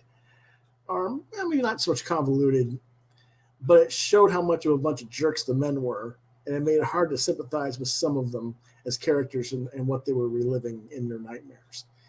But that's kind of sort of the point, as the context was to imply that when we die, we see what we went through in life, and we see all the things that we have guilt and shame about, and we have to come to terms with that and with ourselves before judgment, whether it's judging ourselves or God judging us or both. The idea of the medical students playing with it and then being haunted by their own guilt from their past in real life was very well thought out and represented. I think Sutherland and Robert Shine, Bacon chewed the scenery, as he usually does. Oliver Platt had the best comedic lines in the film, as in, I did not come to medical school to murder my classmates, no matter how deranged they might be. And good thing I didn't flatline. My 350-pound babysitter would be chasing me for the half-eaten pastrami sandwich I stole from her. Those are the only character I really didn't like, an actor I really didn't like in this was William Baldwin's character. And it's not William Baldwin, it is the character. And that's because what he does is so disgusting to me. He films all the girls he dates and has sexual relationships with, and he's about to get married, and he's feeling guilty about it, and then his fiance discovers his video collection and dumps him, justifiably so. So he gets what he deserves, both in the afterlife, visions, and what happens to him in the living world. There was a 2017 remake, but I don't want to see it. I don't plan to see it, because it seems like this is partly because of what it meant to my girlfriend at the time, and partly because this is one of those type of films that it was made the right way, if you know what I'm saying. Mm-hmm. So I don't see it. I don't want to see someone else's version and probably screw it up. So it's rated R, and I gave it 4.5 stars. And I know you haven't seen it. Right. But you need to see this film. Will do. And now our next film is Coraline from 2009. Okay, Coraline, directed by Henry Selick, who also directed Tim Burton's The Nightmare Before Christmas. Produced by Bill Mechanic, Claire Jennings, Henry Selick, and Mary Sandel. Written by Henry Selick, based on Coraline by Neil. Is it Gaiman or Gaiman? I can never. It's Gaiman. Gaiman, okay. Starring Dakota Fanning, Terry Hatcher, Jennifer Saunders, Dawn French, and Ian McShane. Music by Bruno Coulet. Cinematography by Pete Kozaczyk, I think. Edited by Christopher Murray and Ronald Sanders. Um, Production companies Leica and Pandemonium Films. Distributed by Focus Features. Runtime 1 hour 40 minutes. So, the film depicts an adventurous girl named Coraline finding an idealized parallel world behind a secret door in her new home, unaware that the alternative world contains a dark and sinister secret. 11-year-old Coraline Jones and her parents, Nell and Charlie, move into an old mansion that has been divided up and is now known as the Pink Palace Apartments. Due to her parents struggling to complete their gardening catalog, Coraline is often ignored. Coraline meets the landlady's grandson, Wyborn YB Lovett, and the stray black cat who follows him around. YB later leaves Coraline a button-eyed rag doll he discovered in his grandmother's trunk that eerily resembles her. Soon after, Coraline discovers a small door in the living room that is bricked up and can only be unlocked by a button-shaped key. That night, a mouse guides Coraline through the door, now a portal to a seemingly more colorful and cheerful version of her real home. Coraline meets her other mother and other father, button-eyed doppelgangers of her parents that appear more attractive and caring. Coraline later goes to bed and awakens back in the real world. While her neighbors warn her of the danger of the alternative realm, Coraline ignores them and visits the other world for a second and third time, where, accompanied by the other YB, she is entertained by the other Babinski and his mouse circus, and the other Spink and Forcible. Coraline also encounters the black cat, who is able to traverse the two worlds and speak in the other world. The other mother invites Coraline to stay in the other world forever on the condition that she have buttons sewn over her eyes. Horrified, Coraline goes to bed, but finds when she wakes up she is still in the other world. When Coraline demands to return home, the other mother transforms into a more menacing version of herself and imprisons Coraline in a mirror. There, Coraline meets the ghost of the other mother's previous child victims, including YB's great aunt.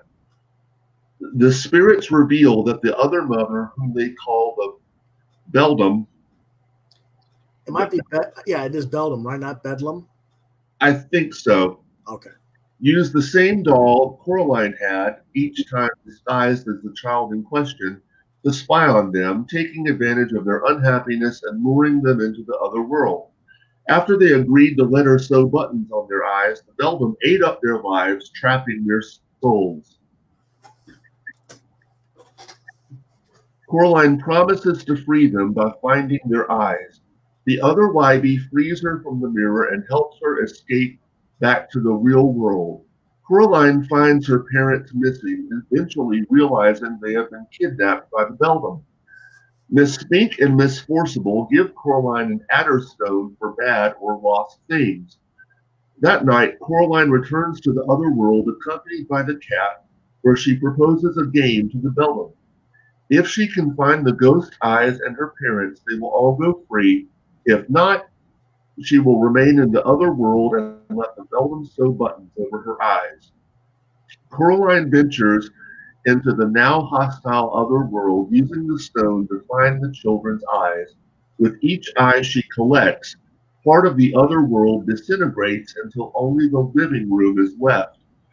Coraline sees the Beldam in her true form, a metallic skeletal humanoid arachnid creature with needle-like hands. She is warned that even if she wins, the Beldam will never let her go. Coraline tricks the Beldam into unlocking the portal and finds her parents trapped in a snow globe. Coraline throws the cat at the Beldam. The cat claws out her button eyes, blinding her. Coraline narrowly escapes through the door and manages to close and lock it with the help of the ghost, severing the Beldam's right hand in the process. Coraline's parents reappear in the real world with no memory of what happened to them.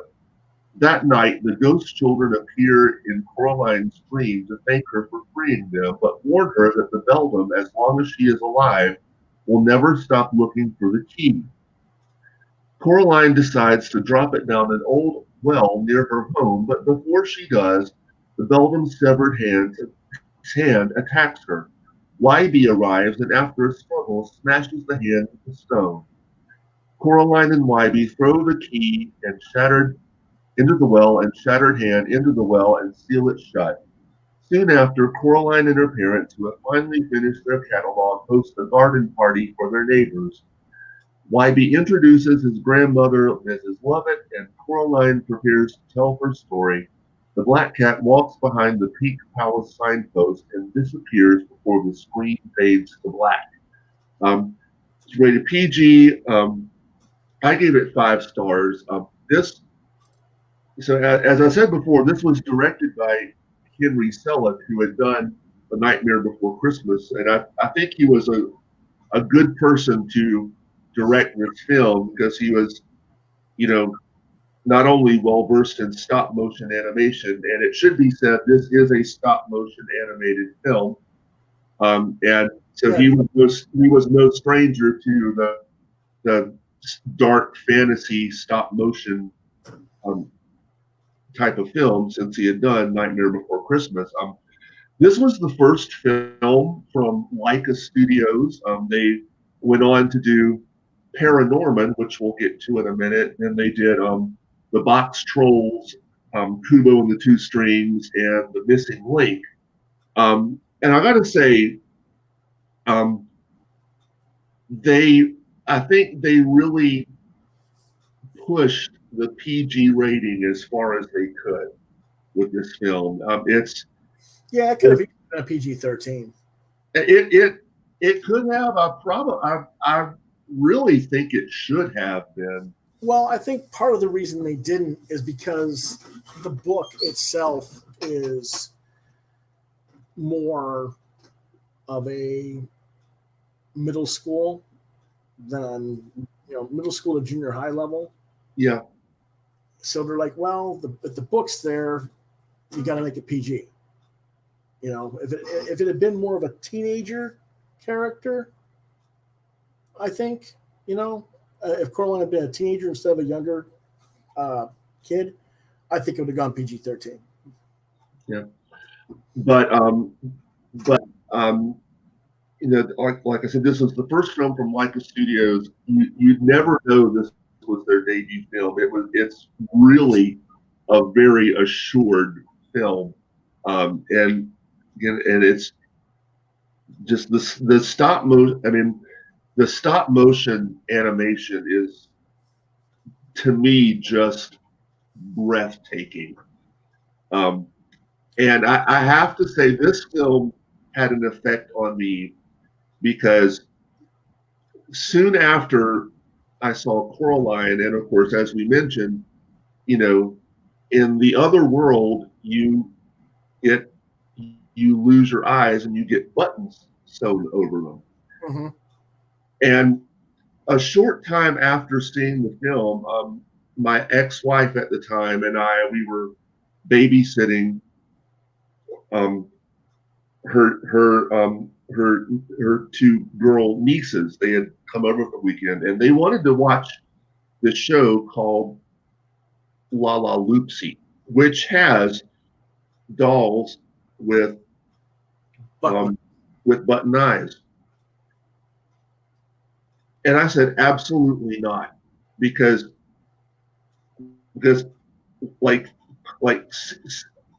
it's like once you've seen Coraline, you will never look at a doll with button eyes the same ever again. At least I can't. It's like, yeah, I guess I can see what you're saying there. It is genuinely. I mean, it's. Well, you got to contribute that to gaming too. I mean, a lot of people.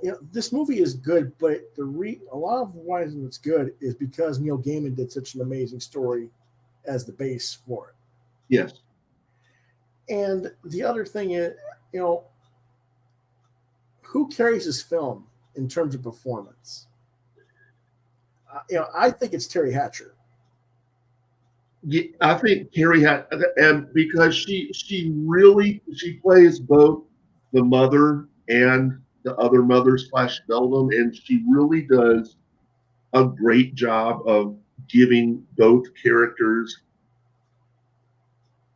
and enough of the same personality to where you can tell that they're different versions of the same person, but she gives each one at the same time a very different personality. And I think she's just terrific as the other mother. Yeah. Well, the reason I'm saying that is because people tend not to really give her credit as an actress. Mm-hmm. And I mean, a lot of it is the material you're given to.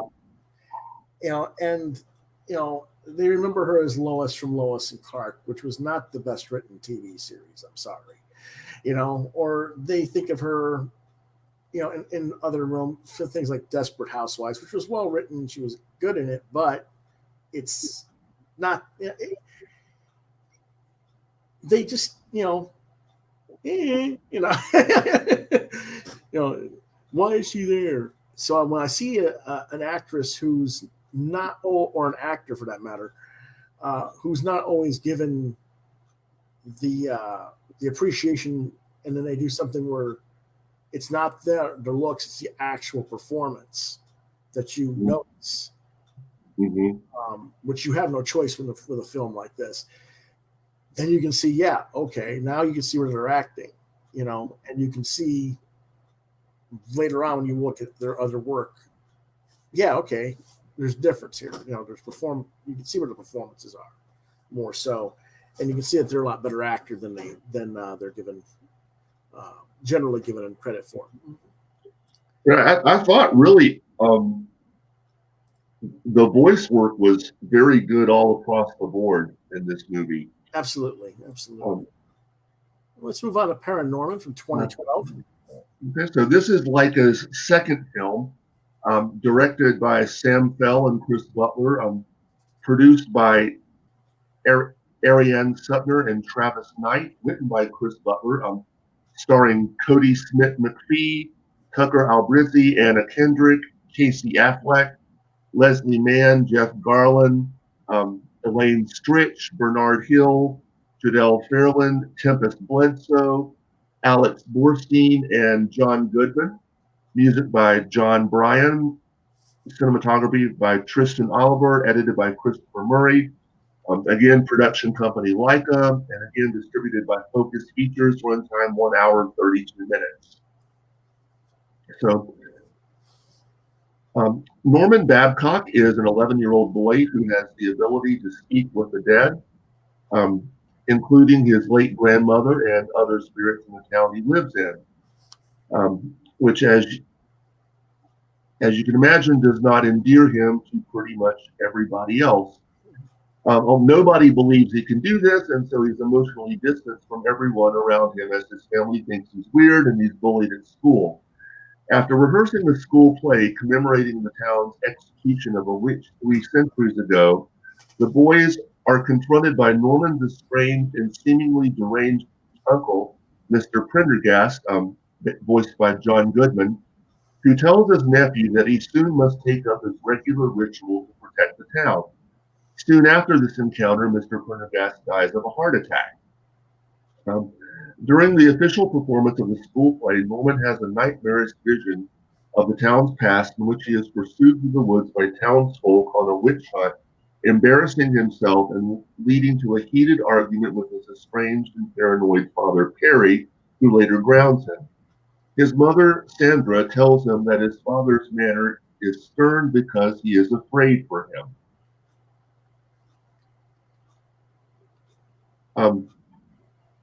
The next day, Norman sees Pendergast's spirit, who tells him that the ritual must be performed with a certain book before sundown that day, then making him swear to complete the task. Pendergast's spirit is set free and crosses over.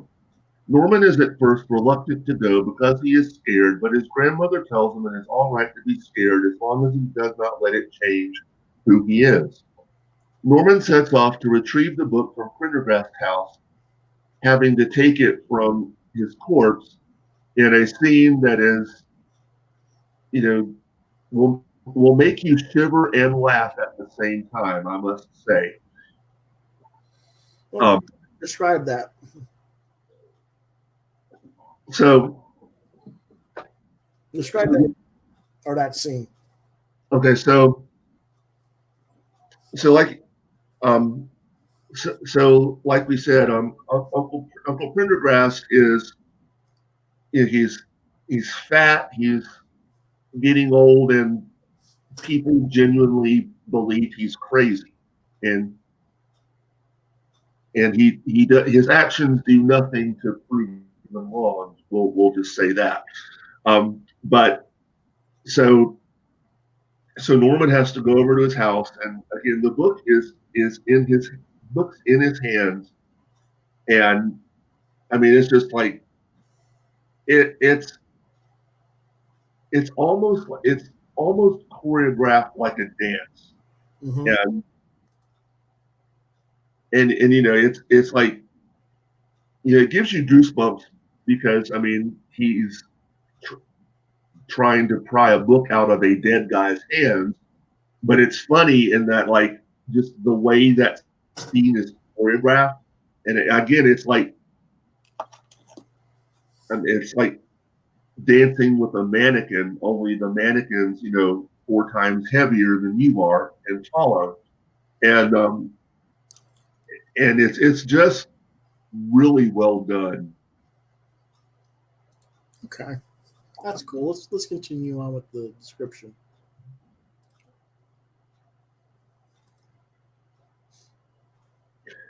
So he then goes to the graves of the 5 men and 2 women who were cursed by the witch, but finds that the book is merely a series of fairy tales.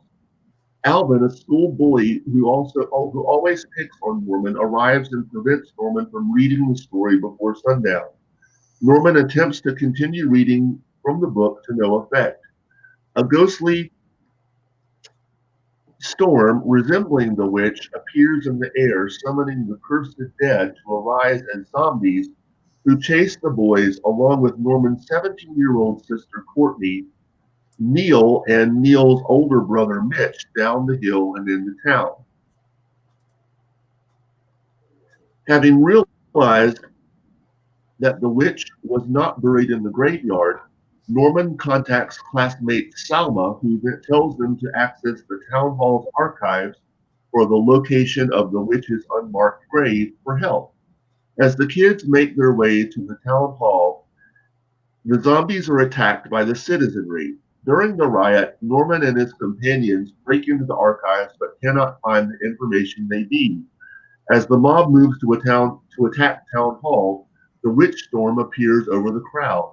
Norman climbs the hall's tower to read the book in a last-ditch effort to finish the ritual, but the witch strikes the book with lightning, hurling Norman from the tower and deep into the archives. Unconscious, Norman has a dream where he learns that the witch was Aggie Prendergast, a little girl of his age who was also a medium. Norman realizes that Aggie was wrongfully convicted by the town council when they mistook her powers for witchcraft. After awakening, Norman encounters the zombies and recognizes them as the town council who convicted Aggie.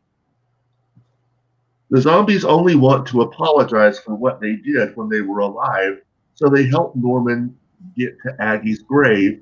But before the grave is reached, Aggie's magical powers separate Norman from the others.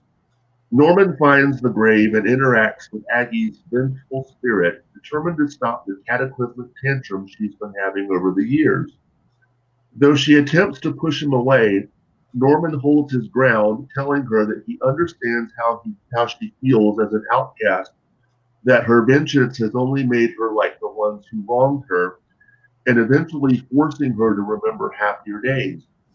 Having finally encountered someone who understands her plight, and by remembering her caring mother, Aggie is able to find a measure of peace and cross over to the afterlife, having the opportunity to be reunited with her mother. The storm dissipates and she and the zombies fade away. The town cleans up and regards Norman as a hero. Rated PG, I gave it 4 stars. Oh, I didn't. I gave it 4 stars, not because of the main story is great. I didn't really care for some of the Coraline for one thing. I'm sorry?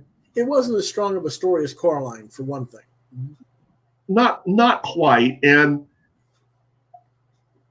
some of the secondary characters I didn't like as much. Mm-hmm. And I realized, they were being, the horror movie tropes, I guess you would say. Right. So they did serve a purpose. They were still too generic, though. Yeah. I think that's it. Mm-hmm. But the main story is great, and again, this was like his second film, and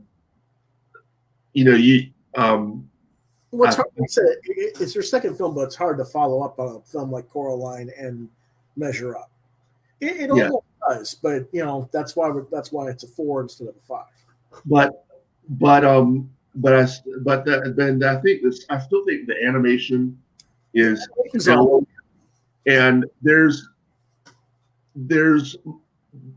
it's still primarily stop motion, but there's more CGI elements in this one, particularly because of due to the witch's storm and all that. But they're integrated seamlessly, and mm-hmm.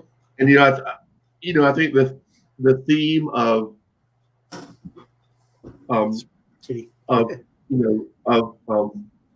misunderstanding and how wrongful accusations can ruin somebody's life is very well done, and I really like the character of Norman, and anybody who's ever felt like an outsider, which I can't imagine many people who haven't at some point in their life, but he's easily relatable in that regard, and it's, and of course like the, and he really has a learning experience, particularly because it's established that nobody in his family, nobody in town likes him except for Neil. Neil's the one kid who actually likes Norman for who he is, but Norman's so used to being rejected that he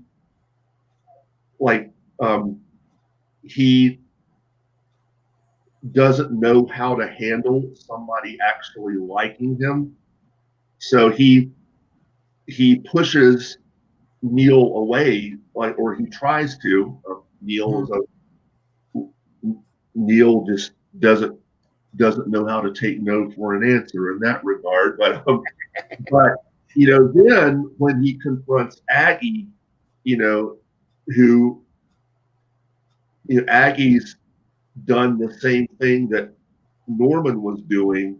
He just Aggie has much more dark power than Norman does, but it's then Norman finally realizes that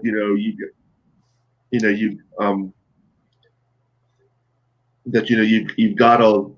He realized where he could go. Yeah, he's learning. It's both ways, right? I think Aggie is what Norman could have turned into. Exactly. Yes. That's he learns from her. Well, if he doesn't change his own perceptions, he's going to become her. She learns that, hey, it's time to, let it go and cross over. And on top of that, it's also a love letter to horror fans. A love letter to what? horror fans Oh, okay. because, and again, it uses the tropes of a horror movie. You got witchcraft, witch trials. The hero who's an outcast. You know, the ditzy sister and the dumb jock boyfriend, and the townspeople that turn into a mob against anything that they might feel threatens them. You've got zombies. At one point, you know, um, Norman's ringtone is John Carpenter's Halloween theme. Right. Neil wears a Jason hockey mask at one point, and the movie has a hilarious opening where Norman's watching like a late night horror movie on TV, and they really did a great job of making the animation look like a bad TV broadcast signal. It's there's again not quite as strong as Coraline, but there's still plenty to like about it. Absolutely. And tonight we're going to finish up with A Quiet Place from 2018. Okay, so A Quiet Place, directed by John Krasinski, produced by Michael Bay, Andrew Form, and Brad Fuller. Screenplay by Brian Woods, Scott Beck, and John Krasinski. Story by Brian Woods, Scott Beck, starring Emily Blunt, John Krasinski, Millicent Simmons, and Noah Jupe. Music by Marco Beltrami. Cinematography by Charlotte Bruce Christensen. Edited by Christopher Tellefson. Production companies, Platinum Dunes and Sunday Night Productions. Distributed by Paramount Pictures. Runtime 1 hour 30 minutes. So what it's about, most of Earth's human population has been annihilated by blind creatures with hypersensitive hearing that attack anything that makes noise. They are covered in armor which protects them from bullets and explosives. We follow the Abbott family, who are quietly trying to scavenge for food and supplies in a deserted town. Evelyn, her husband Lee, their deaf daughter Reagan, and sons Marcus and Beau are going barefoot while out in the open, and the family communicates in American Sign Language. And again, their daughter Reagan is deaf. 4-year-old Beau is drawn to a battery-powered space shuttle toy, but Lee takes it away due to the noise it would make. Reagan returns the toy to Beau, who also takes the batteries that his father removed from it. Beau activates the toy when the family is walking home while crossing a bridge, giving away his location to a nearby creature that kills him before Lee can save him. Over a year later, Reagan struggles with guilt over her brother's death. Evelyn enters the final stages of pregnancy, and Lee fruitlessly tries to make radio contact with the outside world. Later, Lee takes Marcus to a nearby river with a large waterfall to teach him how to fish, while Reagan abandons her mother to visit Beau's memorial. Lee explains to Marcus that they are safe from the creatures in the presence of louder and constant sounds, as the sounds mask over their voices and do not attract creatures. Marcus says that Reagan blames herself for Beau's death and needs her father to tell her he still loves her. Alone at the house, Evelyn goes into labor. While making her way to the basement, she accidentally steps on an exposed nail with her right foot and drops a glass picture frame that alerts a nearby creature. Evelyn flips a switch that changes the exterior house lights to red as a signal to the others and struggles to remain silent during her contractions. Lee makes it to her and gets her to a soundproof room with the baby, then seeks out the other children. The family each endure their own trial by fire and trying to survive. We won't give away the story any further for those who haven't seen it. And so this was this I believe that this was John Krasinski and Emily Blunt. Of course, they are husband and wife in real life, which I think added a great deal to their characters. Right. And I believe this was their first live action film together. They had done voice work for a movie called Animal Crackers that was made before this but got released after this. But this was their first live action movie together, and I think their chemistry is terrific. And it's one thing that makes the movie work is the chemistry of the family is really believable. And so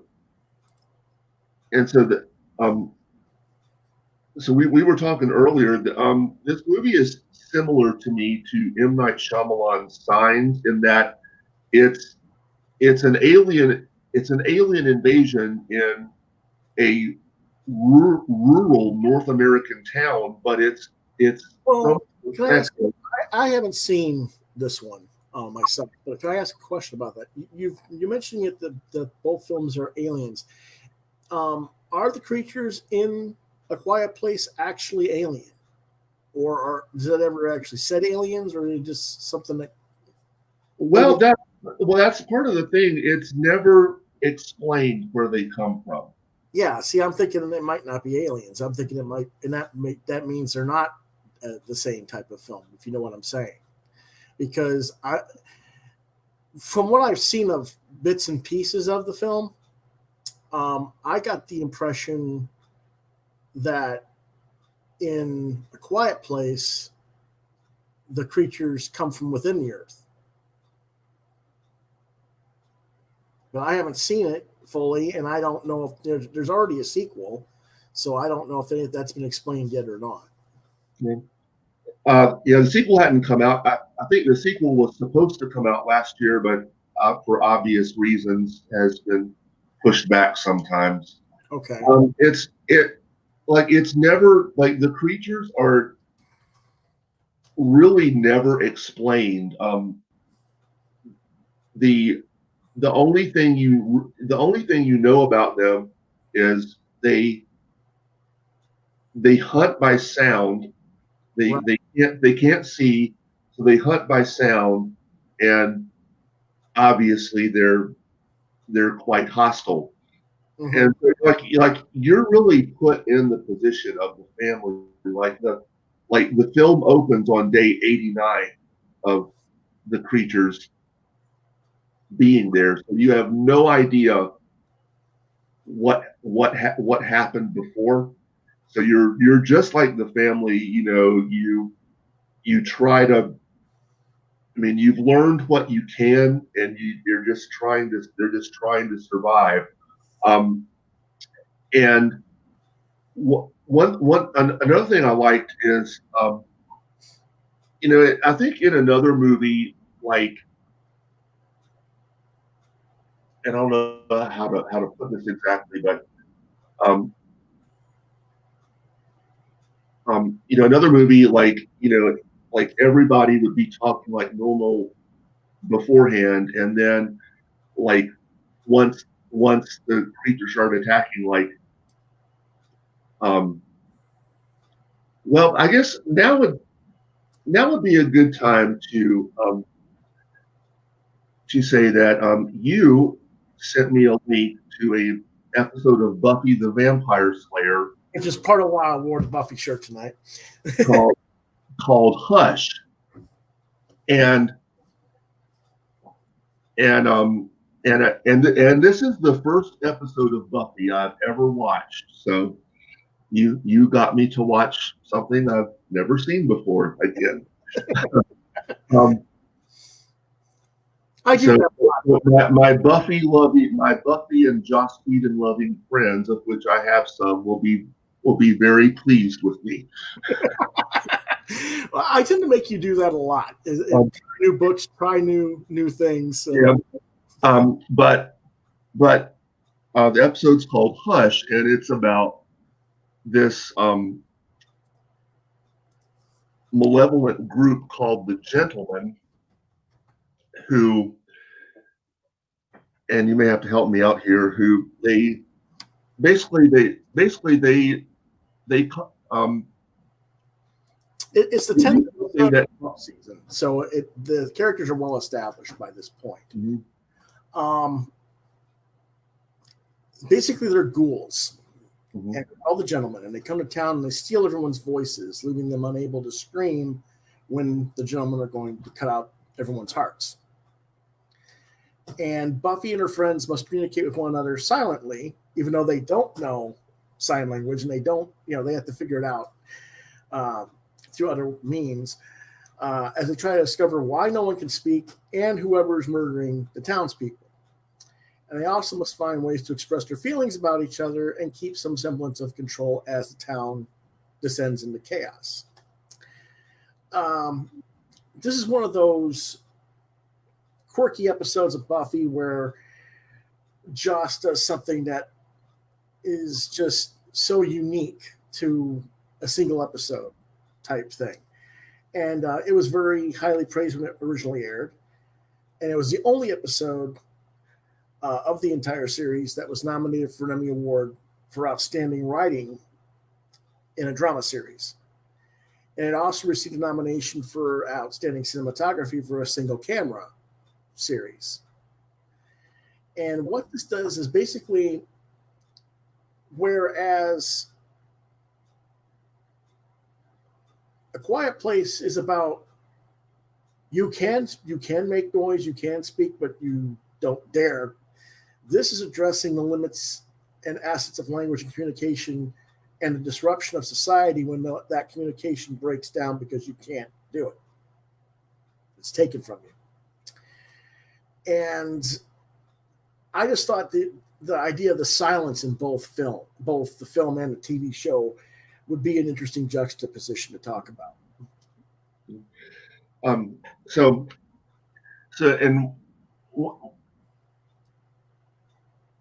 one thing I liked about Quiet Place is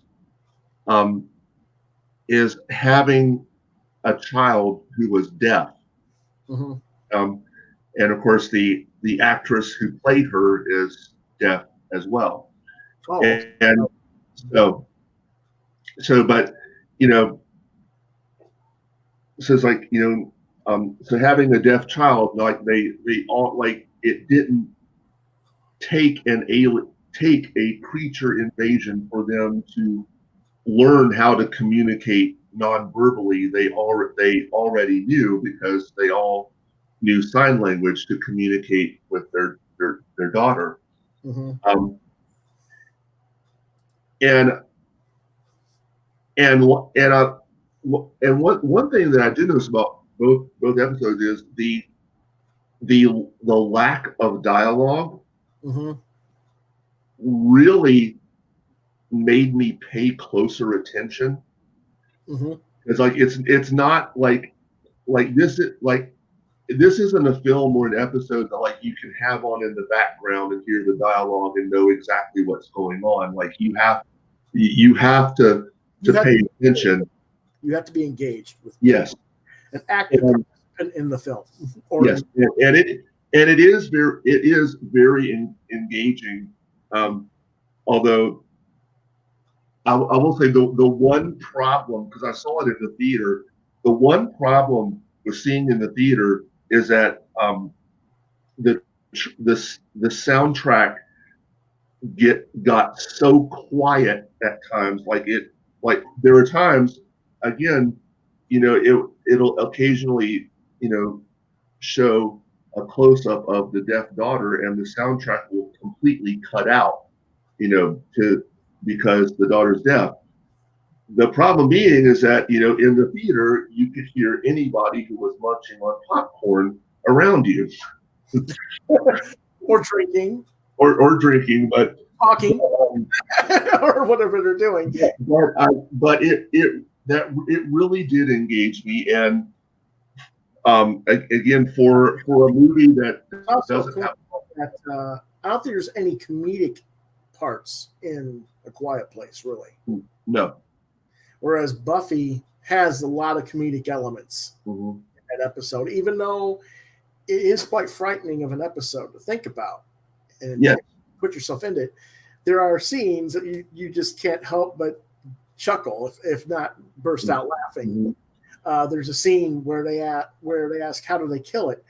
And Buffy seemingly gives the motion of giving a hand job, but that's not what they think. That's what she means.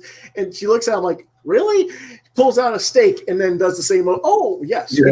That whole scene is hilarious, and because where he's showing the overhead projector drawings, and fittingly, he's the piece of music he's playing in the background is Danse Macabre by Camille Saint-Saëns, which is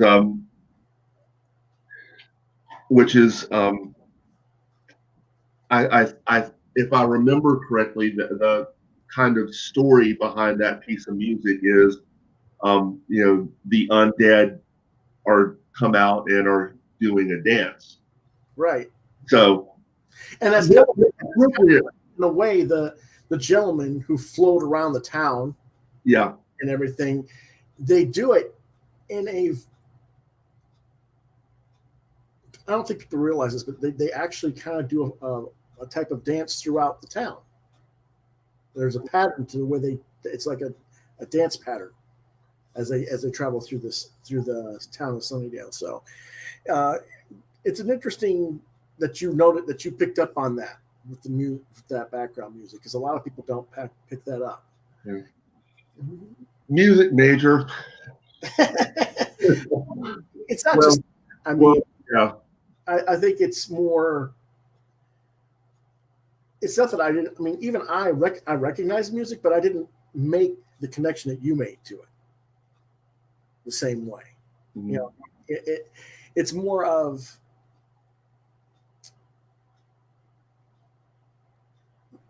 A lot of times, again, this is, I think it's more important because it's such a silent episode, but we tend not to realize the importance of music soundtrack in film and television. And it tends to be pushed in our minds to the background more.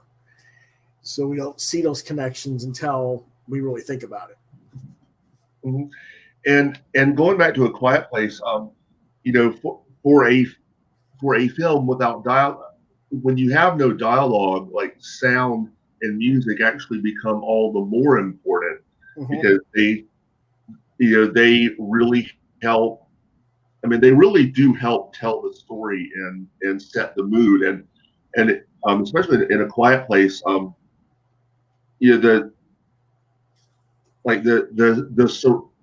surround sound track, like the sounds are like very, like, it's not an overblown track, for the most part. The sound effects are very discreet, but they're well, like, it's a great film for surround sound because they're very, very well placed.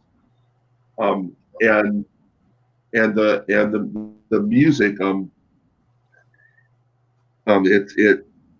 it does a very good job of helping establish the mood the music score does. And again, they're given greater importance because there's no there's very little dialogue to speak of. But again, I highly recommend Quiet Place. It's a very engaging film. Right. Yeah, I definitely recommend you getting more into Buffy as well.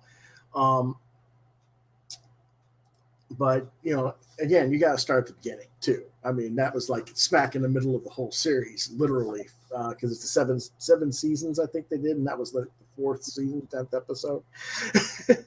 But I mean, there's you're a music guy, and if I was gonna, I don't want to spoil it for you, but there's an actual musical in the show. On top of it, just to do the exact opposite, they do a musical. So you should like that too. Okay, then. We've been running about 2.5 hours. Well, no, about 2 hours and 15 minutes, and we've run through a gamut. I think we've covered horror pretty well these past 2 weeks. And next week, John's going to be busy. He's going to be out rehearsing. Speaking of musicals, he's working on a musical. Yes. Here in the Columbia, Lexington area. He's working on a Footloose musical, and they're doing rehearsals right now. Mm-hmm. And I think you said February was when they're going to be around? February 19th we open, and we run through for 3 weekends. Okay. So that'll be, if you have... Assuming we don't get shut down by COVID. Yeah, right. Yeah, that's the tentative schedule. Yeah. But I don't think you will. I mean, we've had so much breakout, and our lovely governor hasn't done a damn thing about it. So I don't, unless we start having zombie manifestations of COVID zombies running around. Yeah, I don't think we'll have. I don't think you're going to get canceled, but we'll see. But anyway, that means next week I'll be either here by myself or with another guest, and we'll be talking about science fiction. And science fiction theme will be TV series or films that have sequels that are not Star Wars, Star Trek, or Aliens. I want to try and explore some of the other stuff that has had sequels. So that's what we just talked about one today. Yeah. But we'll do that. We'll talk about a few of those things next week. So, in closing, if you want to reach out to me, you reach out at Facebook at Lewis.BrightRaven, on Twitter at LewisBrightRave2, on DeviantArt.com/BrightRaven, at YouTube at Quoth the Raven, Lewis Bright Raven, on Gmail at Quoth the Raven LBR72 at gmail.com, and on Yahoo at LewisBrightRaven at yahoo.com.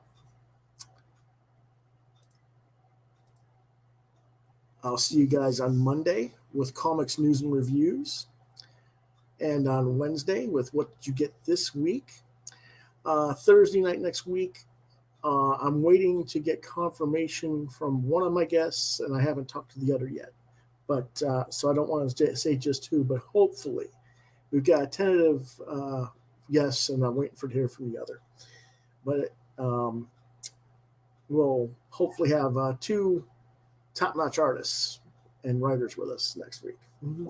And then Friday again we'll go to science fiction for genre night, and it'll be science fiction, film or television that have have sequels or spin-off series in television and stuff like that.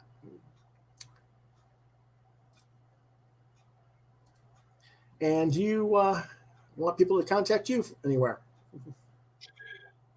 Yes, I'm John Norris on Facebook, and my email address is Figaro. That's GREYFIGARO @hotmail.com. And you can contact either one of us. Let us know what your favorite horror films or maybe some suggestions on what you might like to hear us talk about sometime in the future. All right. So until then, thanks for watching. We'll see you guys on Monday, and have a good weekend, everyone.